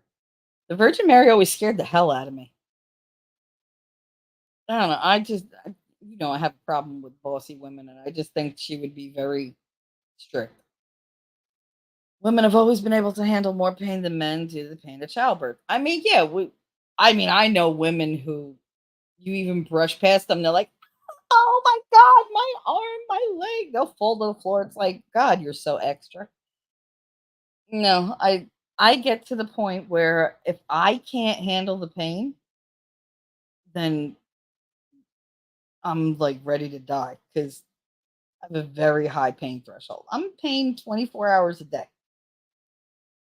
The only pain I can't deal with is when it's in a joint that I have to move all the time, like my shoulder. Like today, my right hip, it's I don't know what it is, but I can't get my leg to go in the right position.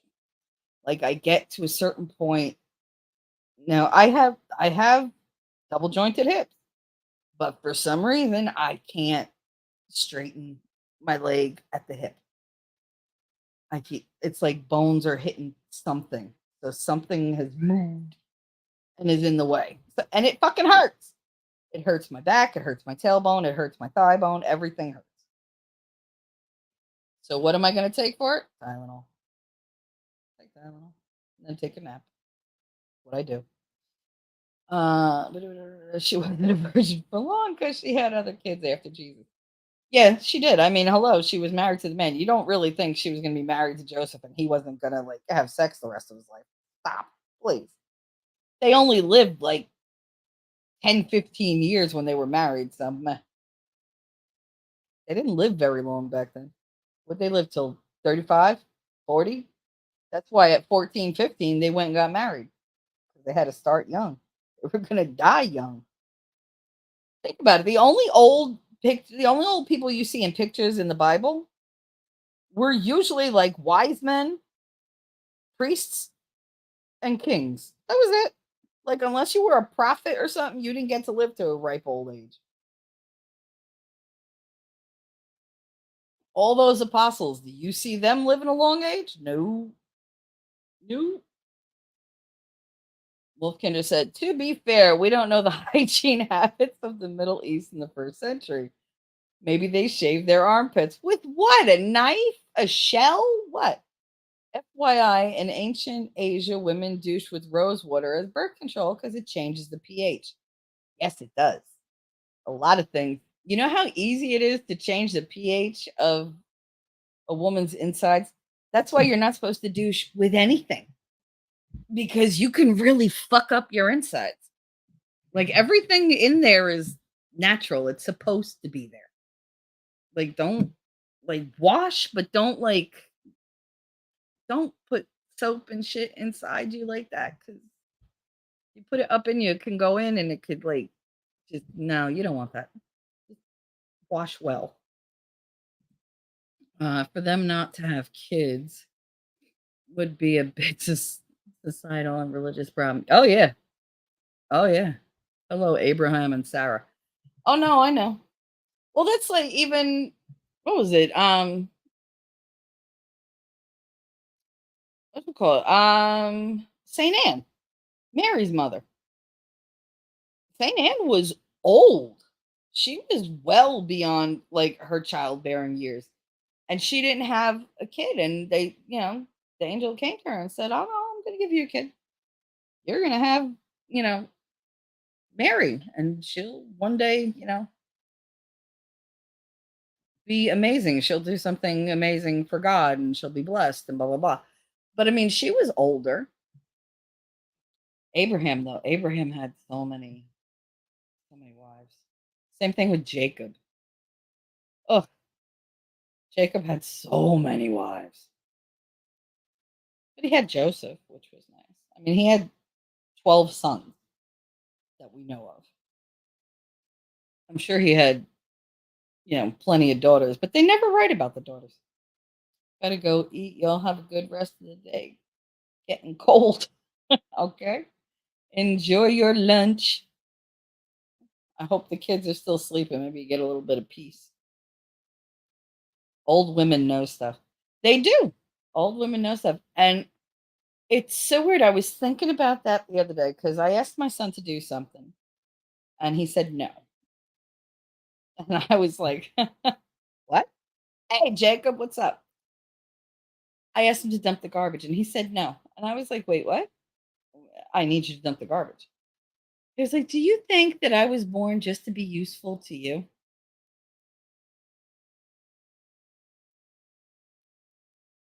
I'm sorry, what'd you just say to me? Like, I was dumbfounded. Just like this little motherfucker. And I had nothing to say. So I just stared at him. I didn't blink. I didn't speak. I just stared. Because I couldn't believe those words just left his mouth. And he was so uncomfortable. He not only dumped the garbage, but he didn't come out by me for 2 days. He made sure he only came out when he thought I was asleep. I wasn't asleep. I could hear. But he really said, "Do you think I was born to be useful to you?" What? Because I can make sure you're unborn. Like, what the fuck? Wolfkin said, "You like having a bed to sleep in? Like, you like having air to breathe? You like all this electric you got going on? Like, because yo, it's not often that I'm just like, shut the fuck up, shut up, shut up. Because I was ready to like crawl out of my skin and devour him. Like he would have seen what a real conniption is. He would have seen my head split, light burst from my body, and the world just go completely nuclear. I said nuclear. Nuclear. I can't believe I said that. That's because these motherfuckers don't know how to pronounce nuclear and they say it wrong. And now I'm starting to say it wrong. Change the Wi-Fi to what? Be useful? I should. I should do that. I should go dump the trash. When you figure out your chore for the day, you figure out the Wi-Fi password. No, he's bigger than me. No, no, he's bigger than me, and I'm handicapped. I can't run away now, and I can't fight. I mean, if I get my hands on him, I could probably fuck him up. But I mean, he is really big. But yeah, no, he said that. I couldn't believe he said that. I was like, wow, I failed as a parent. Okay. But then I was thinking about it and I was just like, you know what? I was a little asshole at 16. Wife says I should start Camp Castro attitude adjustment camp for kids. I'll pull out the drill sergeant hat. I'll send mine. I'll send them. Where you at? I'll send them now. Shit. Oh, that's one of my pet peeves. I'm so glad you said.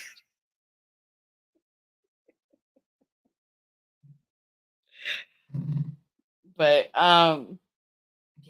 No, I was just like, where'd this kid get this shit from? But no, I realized like he's 16 and he's a dick.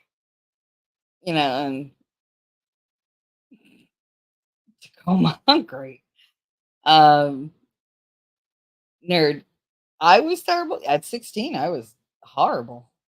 I hated everybody at 16.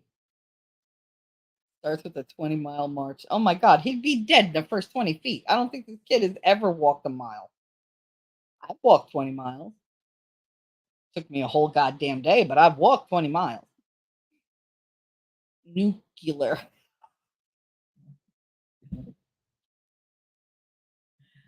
Nuclear. Nuclear. The nuclear light war. That was in Greece. Ah, America is calling. Let's care enough to give our very best. He tries to convince her that nuclear war is happening, so they need to have sex. Ah, hilarious. Fucking, I remember when guys would say anything to get laid. Oh my god. The older you get, the less they try. I don't go out, so who's gonna try? I don't leave the house. I bitch about not having sex for like years, but it's not like I actually go looking for it either. It just sounds like a lot of work. I don't know.